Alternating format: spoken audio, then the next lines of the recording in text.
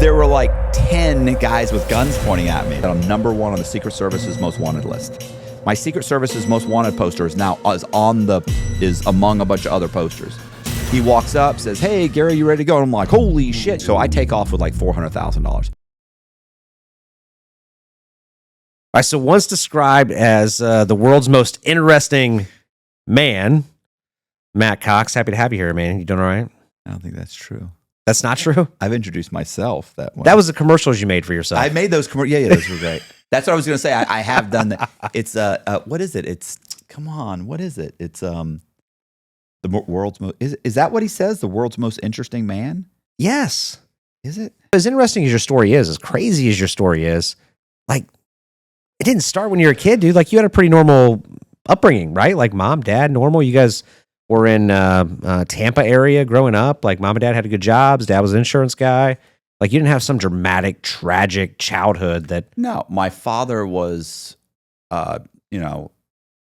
probably narcissistic, but I mean, no more than I am. And he, was great at being being a manager, State Farm, and but he had an alcohol problem. He was a binge drinker. He'd sober up for 6 months, go on a 2-week bender, and then he'd sober up again for a year. State Farm would throw him into they'd dry him out for 60 days or 30, and then he'd be good for 2 years. And they did this the whole time. Well, back then that was the thing with companies. Like I remember growing up hearing, and it ended up not being true when I became an adult, but it was like, well, just tell them you're an alcoholic. Just tell them you're a drug addict. Like they have to send you treatment. They can't fire you. But that was like the big thing that people thought. They just figured it out. Yeah. Like his regional manager would come to him and be like, "Hey, listen, like this is what's going on. You're going to go to this rehab." And for my dad, he would try and hide it, right? Like, remember my mom told me that he almost got into a fist fight with the doctor the first time because alcoholism, you don't know what they did. This is before AA, right? So when this was happening and they were in their 20s, they went to the doctor, and the doctor told them they were like, "This is what's happening. This is something that's kept secret." This is back in like the 50s and 60s. This is like the 60s, right? So they tell him that, and he almost gets into a fist fight because he said, "You're an alcoholic." To my parents in their generation, an alcoholic meant you were like a homeless person. You were a bum. For sure. The worst thing you could be, a bum. And he was like, "What are you talking about? I go to work every day." He's like, "Well, I mean, yeah, you go to work, but like you said, you sober up and then you drink for 3 days straight, and so he had this huge gets into his face, like they almost got into a fist fight over it." My mom said. Yeah. Did he ever get all the way clean? Like, did he ever just stay sober for a long time? Oh yeah, for probably maybe 10 or 15 years, and retired and never really drank again until just before he died. But that was like he had like a glass of wine or something, and he was dying. Yeah. Like he had lung cancer, he's dying, and they're going out to eat, and everybody's ordering. And he said he wanted a glass of wine, and everybody looked at my mom, and my mom was like, "It's fine." Like keep in mind, she's feeding him, clothing him. He's completely dependent on her for everything. Sure. So it's like he can have a glass of wine.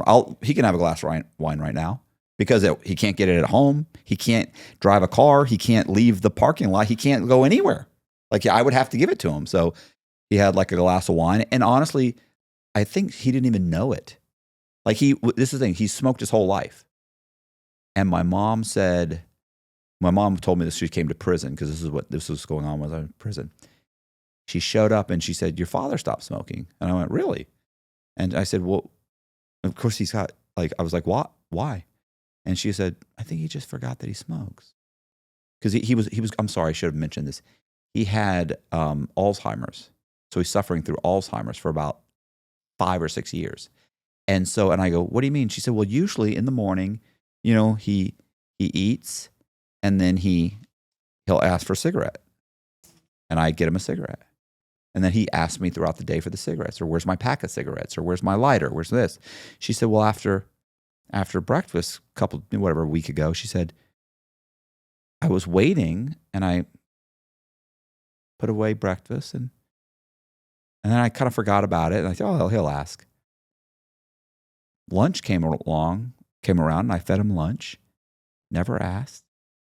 She said, dinner. Next day, nothing. 3 days later, she just kind of put up all the cigarettes somewhere to see what was going on and called my sister. And then at one point mentioned it, like to a doctor, or my sister called somebody or whatever. And they said, no, he just kind of forgot that he smokes. So Alzheimer's has at least one positive thing. Of course, yeah. The other thing he would do, he'd say, when are we going to have lunch? And she'd say, you just had lunch. And he did. She's like 5 minutes ago, he just finished lunch. And he'd go, I haven't had lunch. What are you talking about? I haven't eaten since this morning. She's like, you just had such and such, for lunch. When am I having lunch? What the hell are you talking about? It was like, okay. She's like, so I made him lunch. He ate 3 bites and said, I'm full. Of course he's full. He just had fucking lunch. You know what I'm saying? It was like, So anyway, he was an alcoholic and he was a nasty drunk, and he would call me names and call everybody names. And, he'd say my brother was lazy, which he is. And he'd call my sisters, whores and, stupid whores or whatever, which. Yeah. Now, were you close with your brothers and sisters? No. Not at all. Not even growing up? No. So my mother wasn't supposed to have children. And so they tried to have children throughout their 20s. Couldn't have them. My mother went in, they did some tests. They said, yeah, she's barren. She can't have kids. So they started adopting. And so once they started adopting, they adopted 3 children. And my mother was 40. And back then, you're 40 years old, you would go in for a hysterectomy. That's just something that they just did. Yeah. Right? Like they don't do it now, but, and so she went in for a hysterectomy, and doctor opened her up and her ovaries were spongy. And he said, oh my God, did we give her a pregnancy test? And they said, no, she's barren. They gave her one, came back. They said she's pregnant. So I was born when my mom was 40. Man, you know what? Like, what's crazy, and you and I didn't talk about this before the show, but you have those like deja vu moments where you're like, fuck, man, like I've heard this story before. And when I'm listening to you tell it, like, I've heard this story before. It's my story. Like, my dad was an alcoholic. He got sober about 15 years. Ended up dying. He had cancer multiple times, but he ended up dying, from cancer and complications. But he didn't drink another drink of alcohol until he was dying, right? And then eventually he had like 1 can of Bud Light on the porch sitting with me when he was, in his late, getting ready to pass away, probably a few months later. I said, what are you doing, man? I said, you're a recovering alcoholic. He's like, I'm getting ready to die, man. He's like, I just want to do what I enjoyed at once in my life, right? Like drink a beer. But then you tell your story about your mom. Well, my mom was going in to get a hysterectomy, or like I think a tube's tied or something like that, and she was going to get a hysterectomy and things. They said, we can't do this. You're pregnant. Right. And she was in her 40s.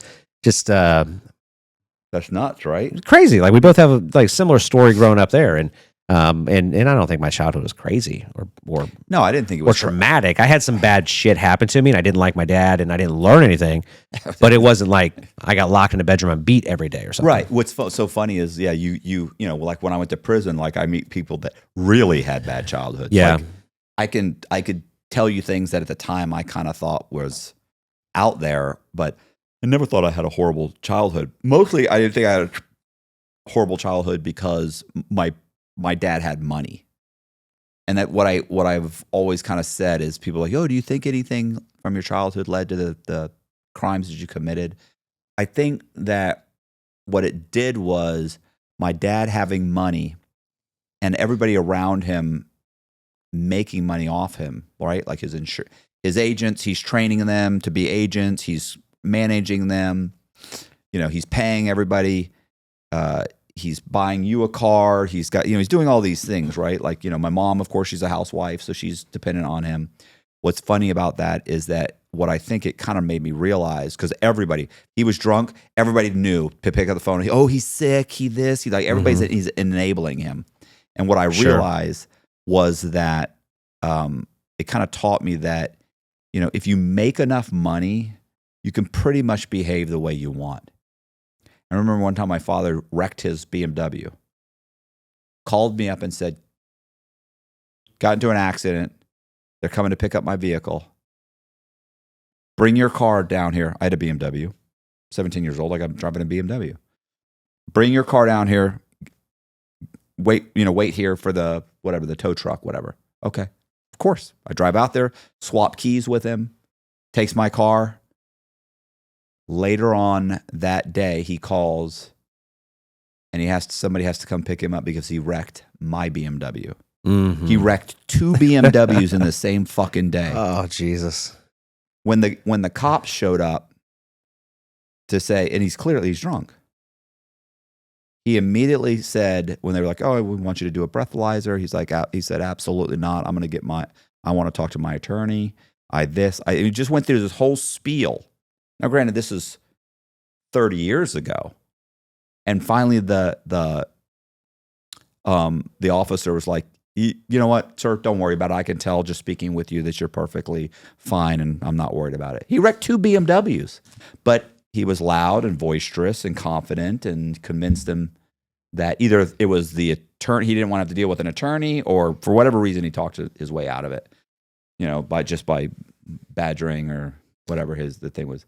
But yeah, it made me definitely think you can behave however you want if you have enough money. Yeah.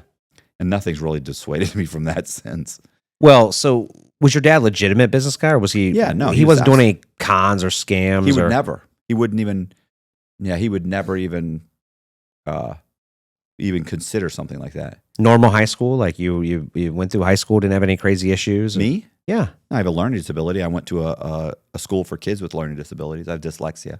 Now here's what I learned. Right, like being around so many entrepreneurs in my time, there's all like similar traits, right? And I would imagine that in the con man world, like, yeah, whatever. I don't know if you guys have a name for your secret organization, like Con Men of America or some shit, but I would imagine there's similar attributes and traits. Like when you were in high school, were you doing anything that like now you look back and you're like, man, that's kind of where it started in my brain, or like anything, like stealing potato chips the morning at the market, going and selling them for $1.50 at lunch or some shit? Like, was there anything you can like put your finger on that you were doing in high school that kind of started the process early on?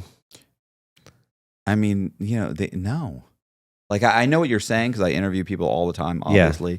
And nobody ever decides one day to wake up and start a Ponzi scheme. Or they decide to start robbing banks. It's always kind of gradual. Well, that's not true. But the bank robbery is one thing. But most of these guys it's slowly, right? Like they don't start off selling, 1,000 keys, right? Like it's incremental little things that you can kind of say, this is starting to go bad. Right. Kicked out of school, robbing people, breaking in things, burglaries, stealing cars, and the next thing you know, they're doing really big stuff. It just they just graduate. Yeah. But in my case, I really hadn't really done anything illegal other than get some, whatever parking tickets or something, or not parking tickets, speeding tickets or something. But I was a relatively wasn't a horrible kid. I mean, like most criminals, I was in law enforcement for many years, 16 years. And most criminals, you're right. Like there's always a gateway, right? Like it's either a gateway drug that leads to something bigger, or it's a small crime that leads to a bigger crime. But when you look at like scam artists and con men and yeah, they typically, I know like what you're they're saying. Smart. Like, right. Like there's a certain level of intelligence with somebody that does cons. It's just incredible to me. Like I find it very fascinating. And it's most of the con men, like, yeah, maybe they need a gateway, but it's usually a quick kind of like gateway, right? Like, because once they figure out, they get confidence pretty quickly. Right. Because they already had confidence to begin with. Because nobody that is shy, at least maybe you can tell me I'm wrong, nobody that's shy that can't talk to somebody becomes like one of the world's greatest con men. Right. You agree with that? Yeah. Like you got to be confidence, like, right? It's you got to have charisma. Yeah. And confidence. Yeah, I would say, or you're not you're not a con man as much as you are a fraudster, or maybe a scammer or something. But they're all kind of categorized as con men now, right? So I mean, yeah, but I don't. To me, I don't think it was there were incremental changes. I got to the point where it was sink or swim, and I had to do something. Yeah, and so you get out of high school and you do a couple crazy jobs, right? Like you're not crazy, but you do construction all summer long, where you're working on houses. I was an insurance adjuster. Insurance adjuster. Now, did you do that under your dad's company? No, I wanted to be a State Farm agent because my father and my mother had always told me, like, you're a natural salesman. You'd be great at this. You'll go to work you could work as an insurance agent. But State Farm wasn't hiring, right? And I actually they weren't hiring for agents. So then I thought I would be an insurance adjuster, get in with the company. And I took the test to get in, which was an aptitude test. It was called the Accord. It was the Accord test that they gave to all of them at that time were using this test. I don't think they use it anymore. But I used that. I took that test, and they said, yeah, you wouldn't be a good anything really. Well, not only agent, they were like, you would not be a good insurance adjuster. And then I went to another company and I took the test there, and they said, yeah, you didn't test well. Went to another one and took the test, and now I got offered a couple jobs, but once I took the test and the results came back, they all were like, yeah, no, it's just not for you. And eventually I did go to work for a company that didn't teach use that aptitude test. Worked there and quit there after 6 months and went to work for another company and was eventually laid off.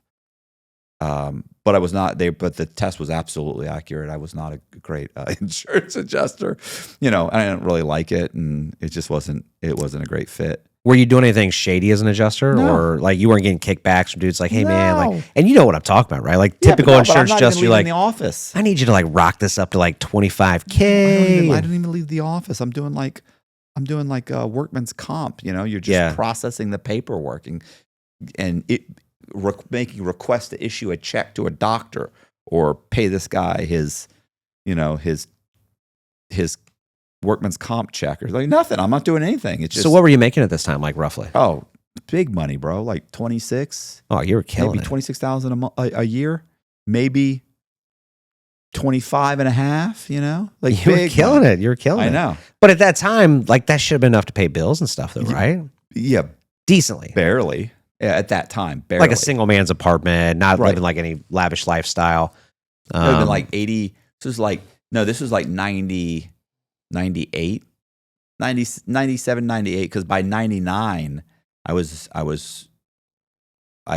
been dating this chick, and she suggested that I become a mortgage broker. She was a stripper that I'd been dating since I was 19. I was like 25 at the time. I graduated college, and then she went to work for a company that was a subprime lender, and she said, you got to do this. You'd be great at this. What was she doing for him? She was a mortgage broker also. She got her mortgage broker's license. It's funny, she met the owners of the company at the strip club, and they realized like she's super bright. She's about to graduate college. She was only working there to pay for. She is the absolute cliche. She is a stripper working her way through college. To pay her bills. She's getting a degree in finance, and very smart, pretty girl, obviously. And so she's about to. She just as she graduated college, she got a job working for them. She worked for a guy named Kelly Aarons, and that was probably about 2 or 3 weeks in. She's like, "You need to come work here." Might have been a month. Got to come work here. You'd be great at this. You'd be great at this. So I go. I take the test. I get my broker's license, and I get into the office, and I start hearing the rumors. Kelly used to come down from like I think it was North Carolina. Where's Greensville? North Carolina, right? South Carolina. Is it South? Yeah, South Carolina. There. Yeah. So he would come down from Greensville, which is where the head office was, and go to the different agents, the different brokerage offices. And it's funny. This is something I don't talk about. And he would go to the different offices, right? And he had underwriting. He could overwrite on underwriting, right? So for sure. You got stipulations back on a loan that he could overwrite it because he's the lender. And he would, and so everybody's like, man, when's Kelly coming down? Where's Kelly? Where's Kelly? And you would hear, well, where's Chrissy? What do you mean, where's Chrissy? Like, Chrissy's my girlfriend. What? If we live together, engaged to be married to her, where's Chrissy? Well, because wherever Chrissy is, that's where Kelly is. And it was kind of this underlying kind of joke. But anyway, I ended up figuring out pretty quickly something was going on. And so Kelly was banging Chrissy. And I figured that out. And she and I broke up. And then his wife found out. And how'd she find out? I think she had, because I heard that you've been known to snitch. No, no, That's not one of these cases. No, it was too late by then. No, she had a private investigator follow him. Oh, Where he came down like 2 different times. Sure. And both times she caught them together. And so, yeah, the whole thing fell apart and she divorced him and, took him to the cleaners. so after you find out, were you both still working at the mortgage company? Yeah, but she was working in another. Well, by that point, about the same time that was happening, the Department of Banking and Finance came in and closed them down. Oh, They had lost their credit line, and they were getting so many complaints because there were so many people that were not getting their loans funded. They ended up closing it down. And I had always heard that the FBI had also launched like an investigation or something. I don't know. Nothing ever happened because Kelly didn't go to jail. So I don't think he did anything wrong. I just think they were overextended and they lost a credit line and they couldn't fund some of the loans. Anyway, they ended up getting married and having a kid. And she's with him to this day. really? So from her point of view, it's a romantic story. And your point of view? She's a whore. But I mean, both versions are right. People say, oh, there's their version and your version somewhere in between. I think both versions are correct. But either way, when we peel back the onion and we get to the root of the Matt Cox story, it starts here. Right? Yeah. So I ended up working for Eagle Lending, which was the company Kelly owned. And I got a bunch of clients right away. I was, a hustler. I went and started advertising and passing out, like doing everything from flyers to nailing signs that said "Good credit, bad credit, call now, home loans available."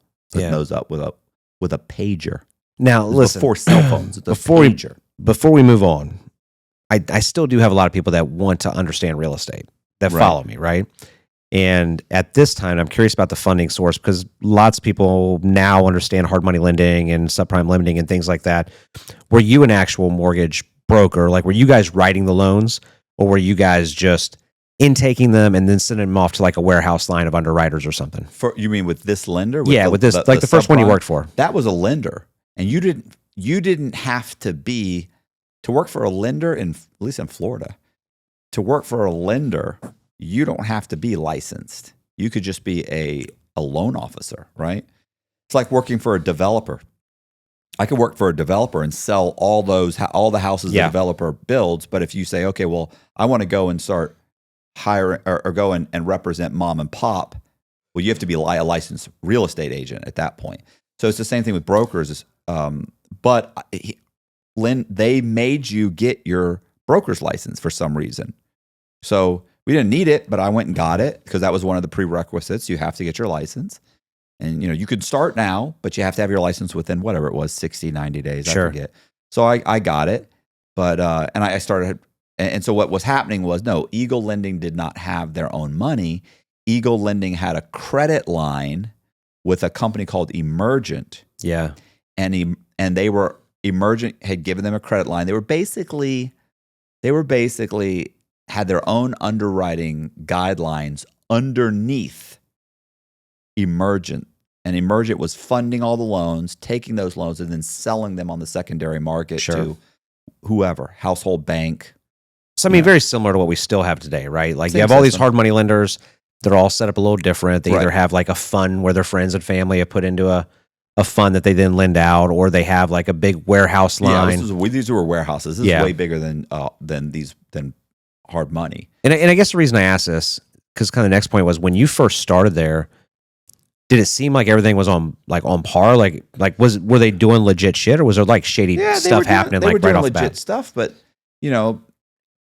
people are doing stuff on the side. Like initially, I didn't know what was happening. Right, like it's just a legitimate. This is how things work, and you get the pay stubs, the W-2s, you calculate what their debt to income ratio is, you collect their 24 months worth of canceled checks to determine if they've been paying their rent, whatever. You call their man, whatever, you just collect the documents, you put it together, goes to underwriting, they give them the loan. If you know the guidelines well enough, the underwriting guidelines well enough, then you collect the right documents, or you are able to figure out before you even send it to underwriting that, hey, something's wrong here. Sure. Like you said you rent an apartment, but the person who owns this is your mom, and you can't provide any canceled checks. How are you paying her? Oh, I pay her cash. It's like, okay, well, we got a problem now. Yeah. So, anyway, I knew the underwriting guidelines for Eagle Lending very well. I thought, I got all the documents together, my first loan. I bring that loan to my manager because she had to review everything before we sent off anything to underwriting. She looked at everything and she had one document she put to the side. And I was like, well, what's that? And she goes, look, everything looks great, except you got a 30-day late. This woman has a 30-day late on her on her rental payments. And I was like, and I knew that was a deal killer. It was over. Yeah. And I went, oh, fuck. Well, what do I do? And she went, if I was you, and she pulled out a bottle of white out and started shaking it. She goes, I'd white it out, make a copy, stick it in the file. And I was like, well, that's fraud. I could go to jail. She says, you're not going to jail. She says, worst that happens is if they catch it and think you're involved, they'll fire you. And I was like, well, I don't know. And she went, and she's like, well, don't do it then. She's like, nobody's looking for my car. Because I used to joke around that Ford Motor Credit was looking for my car. Yeah. So like they were like, I'm parking around the back, 2 payments behind. And she was like, nobody's looking for my car. And I was like, fuck. So I whited it out, made a copy, stuck it in the file, sent the file off. 3-4 days later, got a phone call from underwriting, ready to close. Closed, got a check for, I don't know what it was, $3,500 or something. I was thrilled. Next guy that walked in, he made $50,000 and wasn't quite enough, but if he made $59,000, he could qualify for the loan. So I changed his last W-2 and I changed his pay stubs, made copies, sent them in, loan closed, ready to close. Now, these people probably didn't know you were doing this, right? No, they have no idea. Yeah.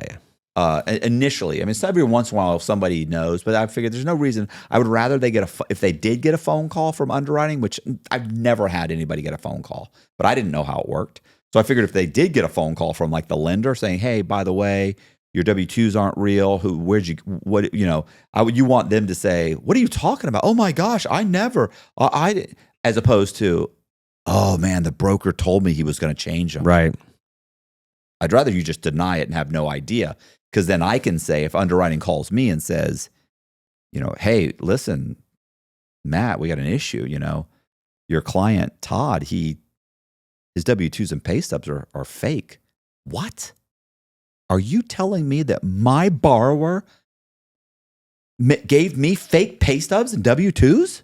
That's crazy. Todd seemed like such an honest person. Right. Have you called Todd yet? What is he saying?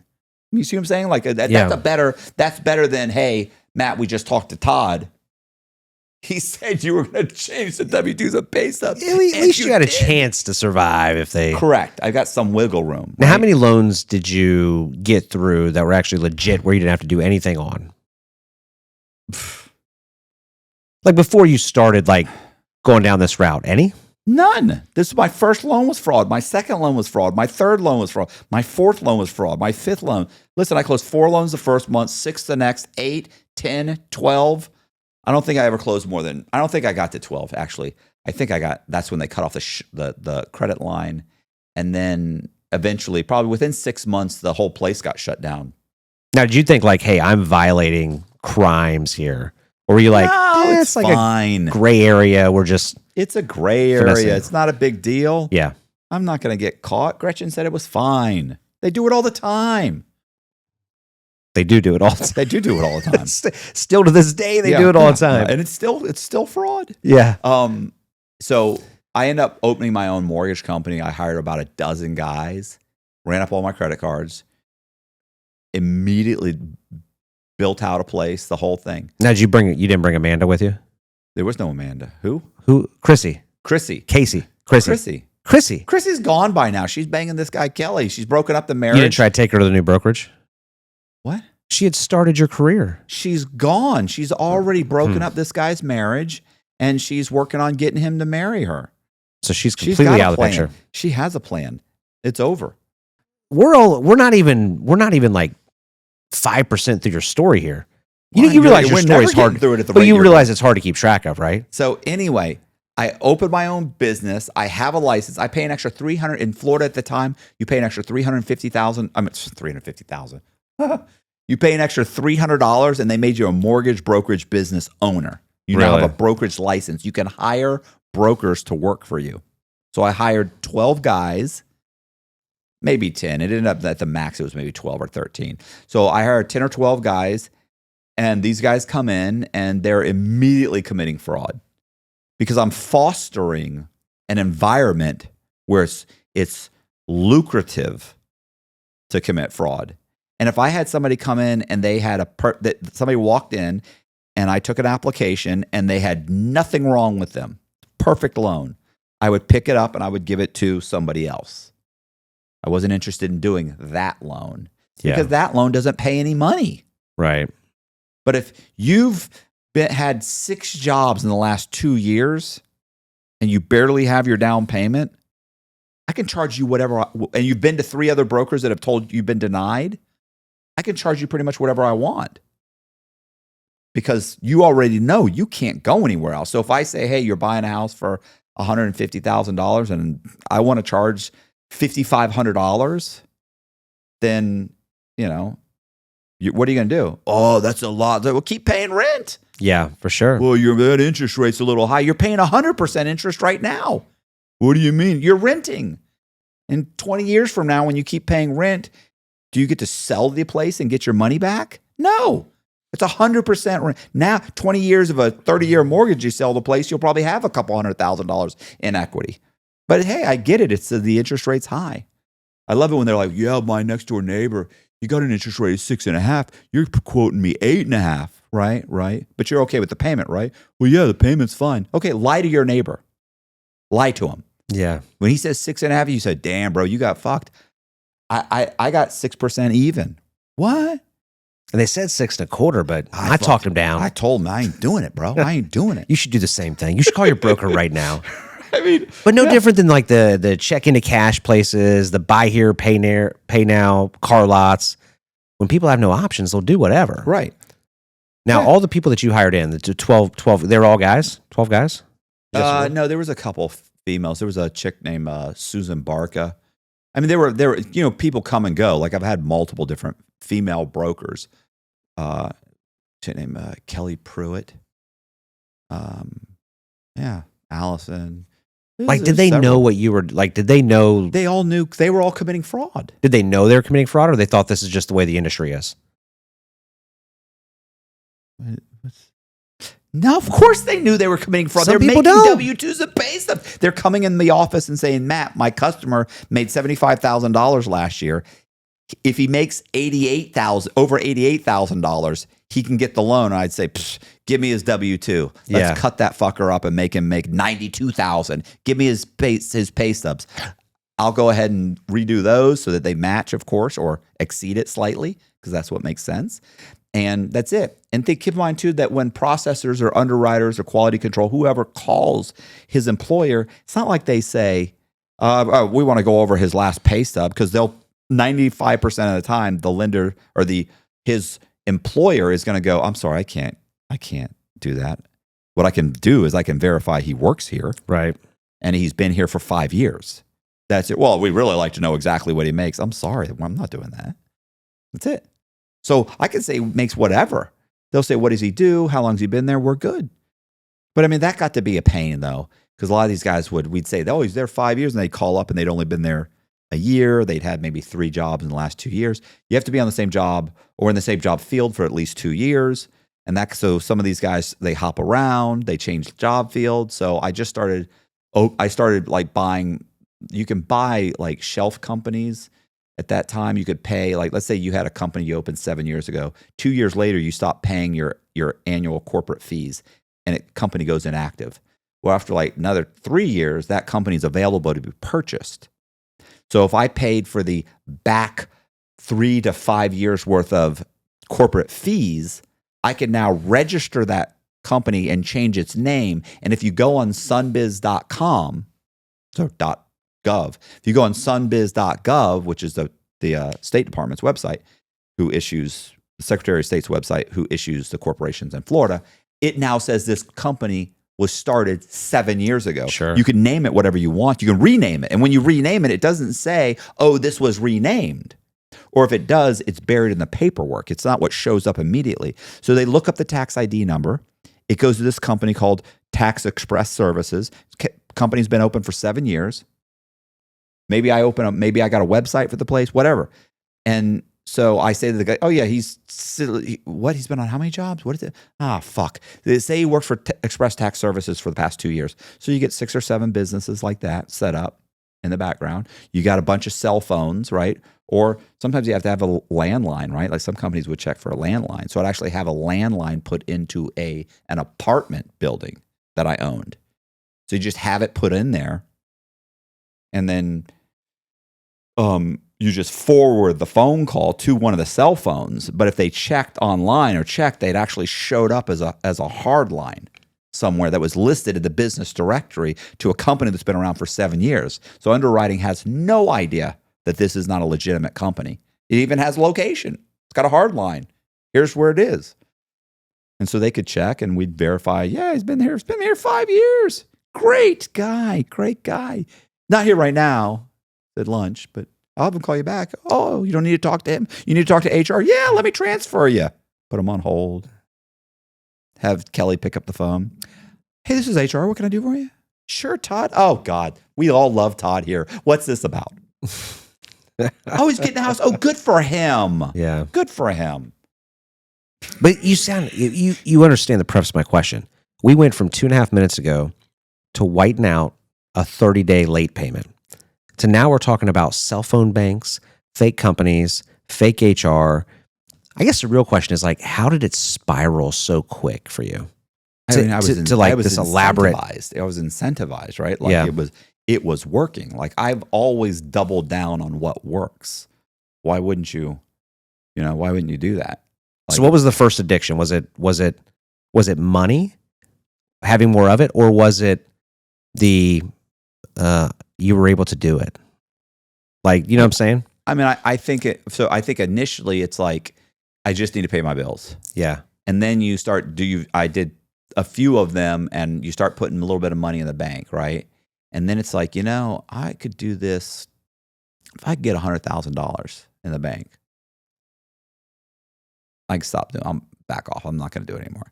Never works. No, then it's 500, then it's $1 million, right. Then it's 2 million, then it's 3 million, and then you don't even pretend anymore. Like, I'm not even going to pretend. Yeah. Plus, in the meantime, I've been caught over and over again. I would get caught by the banks doing this. I'd alter, but nobody ever called the FBI. Like, I get caught red-handed.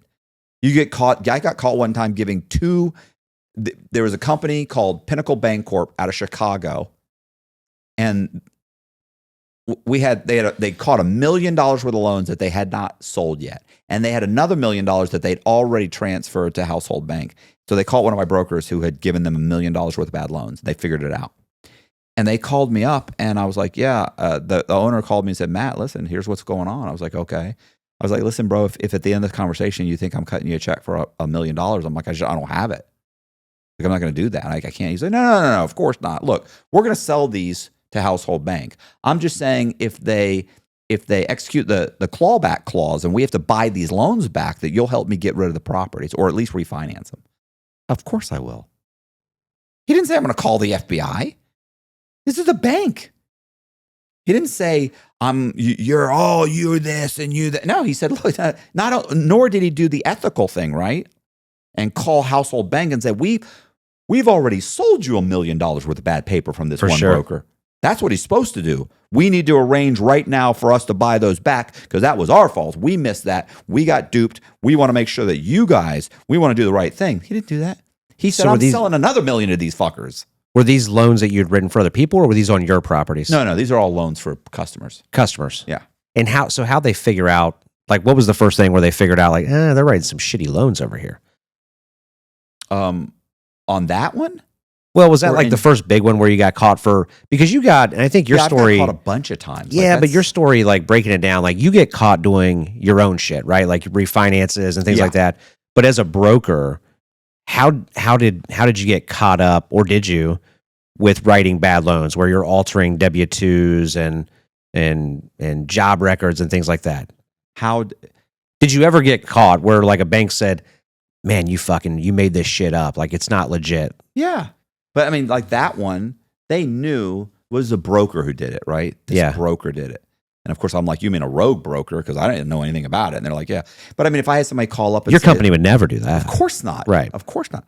So, but it's the same thing. Like if I had somebody literally say, hey, Matt, you did this loan. These W-2s are fake. We think you've made, I've had that happen. And I've just acted just absolutely appalled. That are you suggesting that I made the W-2s? Is that what you're saying, Sally? Yeah, Matt, that's what I think. All right, listen, you know what? Just send me my file back. I'm done. I'm done with you. I'm done dealing with you guys. You know what? Is Kip there? Put Kip on the phone. I want to talk to him. I want to talk to your manager. Like, what am I going to do? You got me, Sally. Fuck no. I'm going to deny it. I'm going to be offended. Of course. This is ridiculous. Right. I can't believe you would say that. Did you call my customer? Did you call? Okay. Well, then how are you saying that it's me? Those are the documents my customer gave to me. That's what I was given. And I have a legitimate business. I have a dozen people working here. We do millions of dollars worth of loans every single month. Do you really think I would be involved in this? Totally offended. I think we just heard the definition of a narcissist. I mean, that's, it's working. It was working. That's what, like, I didn't know what's the alternative. You're making decent money, right? Yeah. Writing loans, do overrides and all the shit that you guys are making. So what changed that you needed more where you're like, man, I'm just going to jump into real estate myself and start flipping some properties? And I was already flipping properties because there was a real estate agent named Robert Toma. And so he had come to me very early. Like when I went to the first place, I'd met him and we were already flipping properties, but he was really kind of the one doing it, right? Like I would put in some money, you put in 10 grand, he puts in 10, we buy the property, we buy everything on our, we're kids. You're in your late 20s, early 30s. You don't know what you're doing. Were these legit transactions though at this point? Oh yeah, you're buying a property that's just a shithole, right? Yeah, It's a crack house and we're just gutting it and renovating it, doing stuff ourselves. Having crackheads do work, do they call them jack legs here? Guys that are unlicensed. Jack legs? You never heard that? Jack legs? The fuck is a jack leg? No, I've never heard that. A jack leg, that's what they... Miles, have you heard of a jack leg? That's what they would Sounds call like some white people shit. That would be a guy that's like, he's like a legitimate roofer, but he doesn't have a license.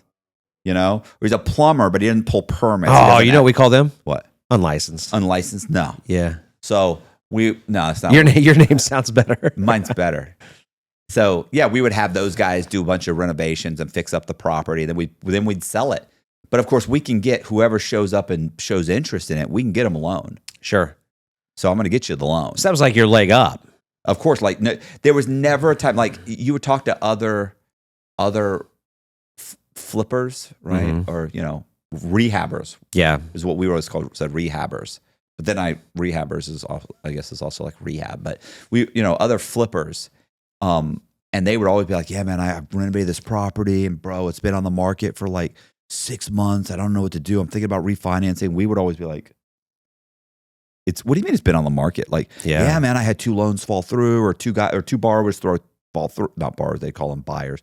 2 buyers fall through, blah, blah, blah. Well, of course, we're getting a guy that's walking in. He'd been on the job for 6 months. He doesn't have his down payment. He's got a 590 credit score. He can only get 80%. And we're jacking up the appraisal 30%, covering all his closing costs, faking his down payment. Might even give him a little bit of money back and have him buy the property. And he didn't even have the down payment. Like he didn't have the $20,000 or $30,000 that he needs to show in the bank. So what I did was I went at that time, GoDaddy had just come out with like the first do-it-yourself websites where they had like maybe 12 different formats or platform, whatever you want to call them, looks for each website. And you could go and pick one and we would pick one and we would call it a bank and we'd call it like the Bank of Ybor.com or southernexchangebank.com. And we would name it and we'd make 5 pages, 6 pages of bank that looked like a bank. We would go to like SunTrust and just copy and paste everything from SunTrust, change the name, alter it slightly to say instead of like a national bank, it'd be like small local bank. Yeah. And we'd do that and then we'd make fake bank statements, colored front and back bank statements and envelopes. And then we put our borrower's name on it and then we just deposit the money into the escrow account for him. He has no clue how this is happening. Sure. He just knows he's got to show up on Tuesday to sign some papers, and his mortgage payment's going to be $900 a month for his new 3-bedroom, 1-bath in Ybor And they're City. happy as shit. They're thrilled. But that's one of the things that people don't talk about in real estate all the time. Like all these courses online and people want to be millionaires through real estate. What they don't understand is like when you're in that situation, when you start flipping, you got to buy where you can afford, which is usually the cheap inner city areas. Yeah. And when you try to sell the damn thing, They don't appraise high enough, and the people that are buying they can't get the credit. Or it's going to be an FHA or a VA loan or something that's going to be a little more difficult. It's going to have some more inspections. So you guys were able to get through this because you had the mortgage side taken care of. You know how to get that shit. Yeah. Rock. Did any other flipper or rehabber ever be like, how you guys doing this? How you selling all the houses that you guys flip? And we can't, we're waiting 6, 8, 9 months. Sometimes can't get rid of any of these properties. Anybody ever call you out or try to figure it out? Not really. What are they going to say? Like, it's like I own a brokerage business. Yeah. So it's like, well, I got qualified borrowers, and I can typically get anybody qualified. What do you mean get anybody? Well, I'm going to do whatever I got to do to, create. And if you said, well, look, sometimes it's creative financing. Like we might help them with their down payment or pay their closing costs, or which, they'd be like, okay, so we got people coming all the time trying to get qualified. So we just say, hey, we can get you qualified for an 80% or 85% loan. We can get you into this house. I'll hold a 10 or 15% second mortgage, and say, sometimes we do some owner financing, and they're not. It's not like competitive where they're like, I got to take this guy out. I got to call the FBI and get this guy busted. He's in my area, or they don't. Nobody cares. So at this point, you're still doing just mortgage fraud, basically. Yeah. Were you doing anything else? Like, were you jacking prices up and doing like, construction holdbacks and things like that? We're always trying to get the highest price, even if just so that the higher the price, the more money you can borrow. And then if you have to, you can lower the LTV, right? So they scrutinize the loan less, they get a better interest rate. So even though they're lending more money on a jacked up piece of real estate, if you're borrowing 80% as opposed to 95%, you're going to get a better interest rate. So we're always trying to do that. It wasn't until I got busted that I started creating false sales prices. So when was the first time you got busted? Like when did the wheels fall off and you went all in on the con shit? I had a broker that used to work for me. Her name was Gretchen Zayas, and she and her husband, Peter Zayas, they started their own company called Creative Financing. Come on, man. That's a pretty catchy name. You don't think so? It screams we'll do whatever we need to get done, So yeah, and they would. So they ended up doing a bunch of loans from what I believe were a couple of Italian guys, and they were jacking up the prices on some houses and pulling out cash, right? Like cashback scam. It's a cashback scam. The Italian guys were, or Gretchen and her husband? No, Gretchen Peter just doing the loans. Oh, okay. And so they're but they're charging these outrageous fees, $30,000 broker fees, $15,000. Just raping these people. Sure. Because they know what's going on. Yeah, what are they going to say? Yeah, what are you going to do? Who else is going to help you do what you're doing? The whole thing was these guys have to at least make a few payments or it's going to look suspicious. These are $500,000, $1 million houses, right? 1.5 million. These are huge houses. They made a bunch of money, but these guys never made a payment. The house is going to foreclosure. FBI gets involved. FBI comes by. They end up questioning Pete and Gretchen. Gretchen comes to me. No, Pete comes to me and asks me if I'll refinance their house to get them. They need $75,000 to pay for a criminal defense attorney. I say absolutely, of course. I refinanced their house using fake W-2s and pay stubs that they gave me. They knew they were fake. They knew they were fake. They gave them the W-2s and pay stubs. They verified their own employment. So we do that, and I get them $75,000. They give it to a defense attorney, and immediately the defense attorney says, "You need to wear a wire on this guy."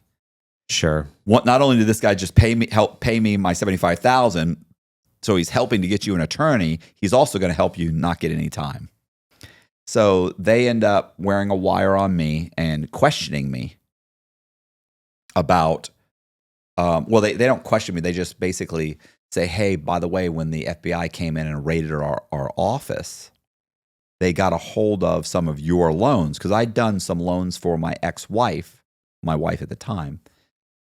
I'd done some of the loans that we'd used to buy properties, we'd done through their company because I own the mortgage company. It's a conflict of interest for me. Sure. So I did the whole loan, but then we closed them through Gretchen. Well, Gretchen had access to those files, gave them to the FBI. So she told me the FBI got those files and now they're asking questions about you and your ex-wife. And I immediately buried myself. I'm like, oh my gosh, you didn't tell them the W-2s and pay stubs were fake, did you? You didn't tell them. And I just say everything. And so I realized that I'm being bugged. There's a wire. And so I go back to my office and the FBI agent calls me at my office and says, oh, we'd like you to come in. I think you know what this is about. I was like, yeah, I'll come in on Tuesday. And I end up going and getting a federal defense attorney. I pay him $75,000. He pleads me guilty to 1 count of wire fraud. All right. So you said that you figured out that you were like being tapped or whatever by Gretchen, like wearing a wire. Yeah. How did you figure that out? Like at that time, like while you're sitting there talking with her, you're like, oh shit, they're wearing a wire. Like, was it like that? Yeah. How? It was exactly what had happened. What had happened was I was sitting at the table with them at a pizzeria. And so while we're talking, an Italian pizzeria? Just kind of funny because she had 2 Italian clients that are going to bring you down. It was their clients. So while we're sitting there talking and she says, hey, they raided the office. They got your stuff there. And now they're asking questions. I was like, whoa. And as I'm explaining the W-2s and pay stubs, I said, I started formulating a story that they could tell the FBI. I'm like, okay, listen, here's what you're going to tell them. And as soon as I start telling them, you're going to tell them this, you're going to tell them that, they go, whoa, we can't lie to the FBI. We can't, we're going to get ourselves in even more trouble. And I went, what are you talking about? I said, you've been lying to them. And I'm like, I just refinanced your house using fake W-2s. And, you know what I'm saying? And as I'm kind of getting into that, Pete stands up and says, we've never lied to the FBI. We may not have told them everything, but we never lied. And I remember looking at him like, what the fuck are you talking to? Because I know that's not true. Right. So you're not saying that for my benefit. And then I thought, oh, fuck. And Gretchen damn sure knows that she knows that's not true. So you're not saying this for me or her. You're saying it for somebody else. And so I immediately was like, oh, fuck. I remember too, for some reason, and this probably has nothing to do with anything, but I remember suddenly being very keenly aware that both of their cell phones were sitting right next to me. It's like they placed their cell phones across the table right next to me. And I was like, huh, I was like, fuck, those are probably the mics. I don't know whether they were or not, but the point is that I stood up and I just looked at her and I was like, wow. I was like, I hope you get something for this. And she said, I don't have to go to jail. And she's like, Matt, I got a kid. And I was like, I don't have a kid. I was like, all right. And I just turned around and I left. I went back to the office. I called the FBI agent, said, I'll come in. He said, okay. I said, I'll come in on Tuesday. No, I didn't call him. I'm sorry. The FBI agent called me and I said, Tuesday, I'll come in on Tuesday. I immediately went out, found a defense attorney, gave him $75,000. That seems to be what they want from brokers. He then started talking to the FBI and the U.S. attorney. He negotiates a plea for me to take a plea of 3 years. I get 3 years probation. What's funny is that he told me, he's like, listen, they don't really have anything on you specifically. It's your wife that signed all the papers. He's like, how close are you to your wife? He goes, because he said, it was like that. And I was like, no, I'm not going to do that. He said, I could keep you from being indicted. We could try and do a pretrial intervention and I was like, what does that mean? He said, well, first of all, like I said, you didn't sign anything. You know what I'm saying? I understand you set up the deal, but it makes you look pretty good. I didn't sign anything. It's my wife did some stuff. They don't really have They don't have me saying exactly what I did, other than knowing my wife had fake W-2s and pay stubs. Like, Sure. you see what I'm saying? Like, they don't know that. I didn't say anything really that discriminating against or that incriminating against me. So he said you could go into the office, get like 10 or 20 of your most egregious files from your mortgage brokers, go to the FBI, explain what they've done, work with them to bust your mortgage brokers. And I could probably keep you from being indicted at all. And I was like, yeah, I'm not going to do that. Like, I'm not, I was like, I'm like, you want me to like cooperate against them, like snitch them out? And I was like, yeah, I'm not going to do that. I'm not going to do that. If I had known then what I know now, I would have shown up at the Friday meeting in a pickup truck and a dolly, and I would have grabbed all the files and loaded them up in the back of the pickup truck with everybody watching and said, you're probably going to be contacted by the FBI. Yeah. I suggest you get an attorney. And I would have driven straight to the FBI building in downtown Tampa on Gray Street. And I would have walked in and wheeled them in and slowly gone through every single file and buried every single broker I had. Because at that time, even though you were committing some fraud, Oh, you still had this loyalty to the people you were working with, right? I still thought that these people were like my friends. Yeah. I thought there were friends. I thought there was, I just didn't, I don't want to say it was a street code because I didn't really know about a street code, but I just didn't want to get them in trouble, and they wouldn't do that to me, and not realizing that they all did that to me. They were all ready to do eventually that to everybody flipped on you to save their ass. Right. So there is no loyalty among thieves. No. And the more I learn about it, the more you realize, like, from the top upper echelons of the mob and the cartels, everybody's cooperates. It's the guy who's selling, rocks on the corner that thinks there's a code that takes it on the chin and goes to prison for 20 years. It's always the low level dude, man. Yeah. He's the fucking guy who's like, I ain't gonna stitch on nobody. He's the stubborn one. And there's I met all kinds of guys in prison who were stand-up guys doing 30 years, begging, washing people's shoes so that for honey buns. Nobody comes to visit him. Nobody remembers him. But they're stand-up guys. Yeah. So anyway, I end up saying, I'm not going to do that. So I take the plea. I take a 3-year plea, and I get 3 years for wire fraud. Once I took the wire fraud plea, I couldn't run the mortgage company anymore. You could still own it, though, right? I mean, I guess I could own it, but I wasn't really an option, right? But you couldn't have a broker's license. I couldn't have a broker's license. And they basically said I could consult. But I couldn't have a broker's license, so I really wasn't interested in doing anything with the brokerage business. I sold it to a guy who was a CPA, and he paid me like $8,000 a month. And then I turned around and I started a development company, and we were going to start buying vacant lots in Ybor City and developing them, right? Which I did. We built several houses, but the way to get the money for that was I was going to commit fraud. So I decided I'm going to start flipping properties, make some money flipping properties. But the problem with flipping properties is that you buy a property for 50, and this was 20 years ago. You buy a property for 50 grand in Ybor City, in like whatever, Sulphur Springs, Ybor City, the shitty areas of Tampa. You could buy a house for 50 grand. You dump 30 grand in it or 25 grand and you sell it for 100 grand, right? You're gonna make 25 grand. And that's if nothing goes wrong. That's if no crackheads steal the fucking, the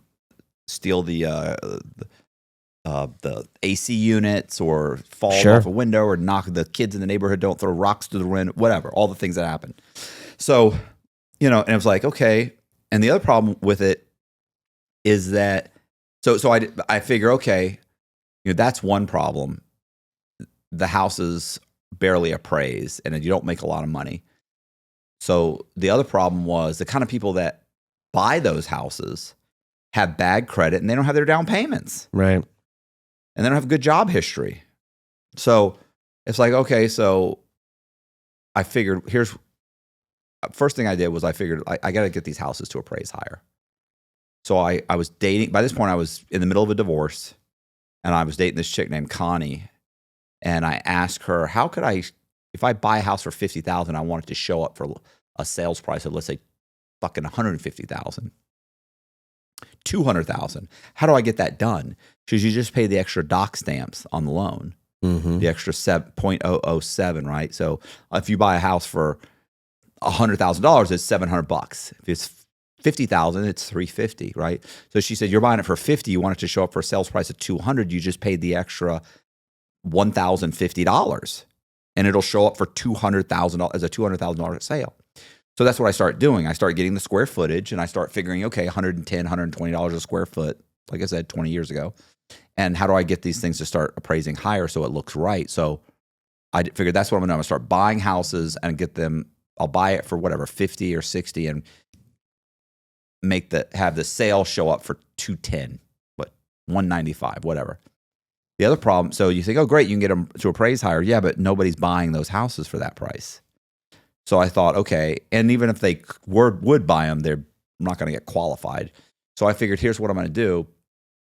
Because I was thinking, okay, well, you can just make W-2s and you can commit fraud to get these people in the houses. What do I want to do that? Or you can go the easier route. Correct. I just make Which is what you do. I just make these own. Well, first of all, here was my problem. I've got to renovate the property and sell it, which means I got to put at least 25, 30, maybe 40,000 to get it in good shape. Yeah, if you do it the right way. Right. And probably more than that in some situations if you're buying in the crack neighborhoods. But if nobody's going to live there, I really just have to paint the outside of the house and mow the yard. Yeah. Do the cabinets really have to stay when you open the drawer? I don't know. Doesn't even matter, because you know what we're going to do? I'm going to get the appraiser to swap them out for photos from another fucking property. Yeah. And that's what I did. Well, the other problem was, okay, now nobody's buying this house. So what I'm going to do is I'm just going to create my own borrowers. Because if you think, okay, well, maybe you should just get your own people to do it, and you can give them money back or give them this or that. Yeah, but I got to split the money. I got to give money back. It's too much. It's too many problems, and I'm already committing fraud. Right. So if you're going to commit there's no gray area. There's no little bit. Like once you've done it, you've done it. Right, you've done it. You might as well go all in. And so I said, okay, I'm just going to create I'm going to create fake borrowers. And so I figure I'll start making they now call them synthetic identities. We just called them like phantom borrowers. And what we did was I figured out how to go to Social Security. It took some time, but I figured out how to go to Social Security and get Social Security to issue Social Security numbers to children that don't exist. So I'd make a fake birth certificate, fake shot record, go in, fill out an SS5, say my kid was born with a midwife, not in a hospital, 10 months old, out of the country, never had a Social Security number issued, and they'd issue a Social Security number. They'd look it up, of course. They got the birth certificate, so they look it up, and they go, oh, wow, you're right. He doesn't have a Social Security number, and they have one issued. 10 days later, I get in the mail. I then apply for credit cards in that name. The name, I obviously don't use the name, the correct year. I make it a 30-year-old guy, 32-year-old. I apply for secured credit cards. I get the secured credit cards. Whatever, $500 credit card, $1,000 credit card, $200 credit card, whatever. They show up, you make the payments, and in 6 months, it generates credit scores. And now you've got a guy who's got his own Social Security number. Obviously, I can prove he's been on his job for 5 or 6 years. He's made all of his payments to his landlady. He's got three trade lines on his credit, and he's got 700 plus credit scores. And so now I've got a viable buyer for this house with perfect scores. And that's what I do. I start creating these synthetic identities. I start buying houses in Ybor City within half a mile of each other. Sure. Some are practically across the street. No, easy enough that you can control a neighborhood. Right. Or a street or a block. Correct. So I brought the average price. Forbes said that I raised the average price in that area from like $150,000 to like $350,000. No shit. And how long of a time? Oh, that happened very quickly. 6 months to a year. I just know the year that they reviewed was like 2003. Man, so you doubled the prices in a neighborhood in a short And time. so every one of these people, they're now buying these houses for 50. We got maybe 10 or 20,000 in it, so maybe 70. And then they're refinancing the house at the inflated value and getting a loan for 170, 190, 150. So they're making $100,000 on each transaction. Each borrower would buy 5 or 6 houses and refinance them, get a loan for 170, 180. And then of course, once their credit scores dropped, we'd of course go out and we'd get additional credit cards, personal loans. Maybe that's another 100,000, and then we'd stop paying the mortgages. So I think the easy question for somebody like me is like, why didn't you just you found a way to buy the properties legitimately at the beginning, right? Because you're buying these cheap houses in a cheap neighborhood. Why didn't you just refinance them in your name like normal investors do?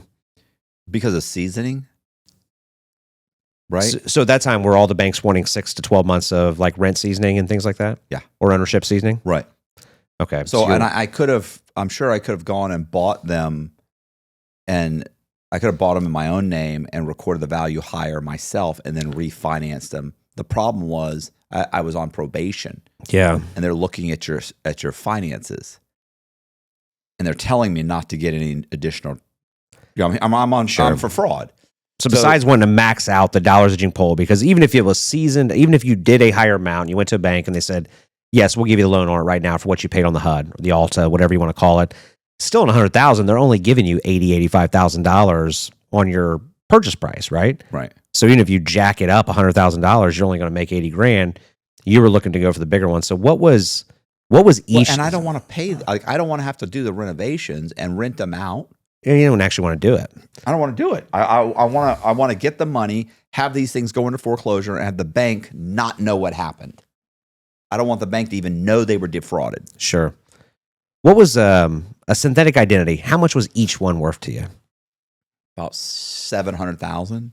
That's before you had to shut it down because you let mortgages go back and Yeah, you make $600,000 or $700,000 on each synthetic identity. So we borrowed $11.5 million in 18 months on that scam. Now, there really wasn't like when you talk about these synthetic identities, you weren't stealing the identities of people, right? No, or were not you at that stealing time. real kids' identities, or were you just making them up? No, not at that time. I was just making fake identity. So the only victim at this point was the banks. Yeah, Eventually, yeah, because they got to foreclose on you. yeah, Okay, and the credit card companies. yeah, which is banks. Yeah, Yeah. as far as I can tell. So did you get caught doing this before you kind of went on to the next level of things? I got caught. I only got caught. Got caught a couple times where people realized that it was a synthetic identity. Something was wrong, or they realized that these weren't real people. Yeah. One time, I had a account executive come in. No, it wasn't an account executive. I'm sorry. One of the brokers who'd done the loan for a guy named James Red. Well, it was the name I gave the guy.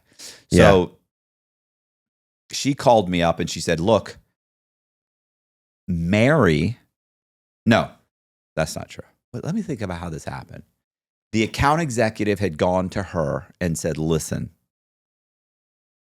the bank knows that something's wrong." And it wasn't James Red. That's another one. James Red, I'll tell you that one story too. That's funny. This was the guy, that was Alan Duncan. So I got a phone call from the broker and she's like, "Look, account executive, blah, blah, blah. Something's going on with Alan Duncan. He didn't make his first mortgage payment." So I had a partner that was supposed to make the guy's mortgage payment. He just never made it. I went and asked, I ran downstairs actually. He was living in my apartment building. I said, "Hey bro, did you make that payment?" He said, "No." So I called the bank and as Alan Duncan, and they were having a meeting. And so it was the fraud department, head of the fraud department, a lawyer for the bank, and the president of the bank. I put them on speakerphone. I'm like, "Hey, this is Alan Duncan." They're like, "I understand that I missed my first payment. I can get a cashier's check there right now." And they kind of like chuckle. And they're like, that's funny, because Mr. Duncan, as far as we can tell, you don't exist. I'm like, I'm sorry. They said, yeah, we called the bank, right? The bank, the bank was actually, I think I'd used like SunTrust. I used a real bank for him, I think, at that point. And they said that account doesn't exist, or it had just recently been opened, but they had several months of payment, whatever it was. That's not true. They said they had checked with the DMV, and the driver's license number had never been issued, and they were waiting for a call back from Social Security. And what else? It was just like across the board, they'd really, really figured it out. Because this time you weren't covering all your tracks. I mean, I was covering, it was a learning process, right? Like I'm covering my tracks slowly as it goes. And regardless, I also, they pulled like a 4506, like there's no like these W-2s or pay stubs they've never been filed with the IRS. It's like, fuck. So I'm like, all right, well, where would he getting at? And they were like, well, obviously this is fraud. We're going to contact the FBI. I said, okay, well, look, why don't you just let me get the money back? Nobody has to call the FBI. And they said, oh, well, we'll get the money back when we foreclose on the property. And I said, oh, okay. I said, so you think the property's worth $180,000, whatever it was on the appraisal? They said, yeah, we have an appraisal right here. I said, do you have it with you in front of you? Yeah. I said, open it up. I said, you see a comp number 1? They said, yeah. I said, look that comp up. I said, it is in the name of a guy named Lee Black. Look up comp number 2. It's in the name of a guy named Brandon Green. Comp number 3 is in the name of a guy named James Red. I said, Black, Red, Green. I said, as you can clearly see, I said, I created those comparable sales.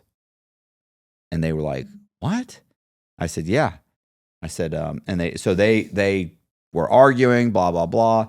And, when the FBI gets a hold of you, we'll get our money back. And because I said, look, you're about to lose $100,000. Sure. By the time by the time you foreclose, crackheads will gone in there, stolen all the copper, knocked out all the windows and everything. I said, it's in a horrible area. I said, you'll end up selling that property for what I bought it for, which was probably $40,000. You've lent whatever, 160, 170. I said, so yeah, you're going to lose 100,000 easily. And I said, or you can agree not to contact the FBI and let me pay you back. And so they said, I remember they put me on hold, and they came back and they go, you still have the money? And I just remember thinking, oh yeah, I got them. Yeah. So I paid them back, and they never contacted the FBI. I actually went and got a cashier's check, mailed them the cashier's check, called 2 days later when they actually got it. And I said, are we good? They said, we're good. They said, and the guy said, like, don't ever use this bank again. I said, absolutely not. Absolutely not. At least not under that name. Right. And so that was one time I got caught, hands down got caught, never said anything. They never did anything. Now, were you afraid at that point though? Were you nervous, or because you have an overexuberance of confidence, right? And but arrogance. I was terrified. But you were scared at that point. Yeah, but what choice did I have? But what did this situation do for your confidence when you figured out? Of course, every time you get away with it, you become emboldened. Right. Like you'd think, okay, you know what? I'm closing up shop. I almost got caught. I got away with it. Whew, okay, that was it. I'm going to go ahead. I'm going to go sell used cars. I'm going to get myself a 1-bedroom apartment. I'm going to stop dating this chick that's costing me too much.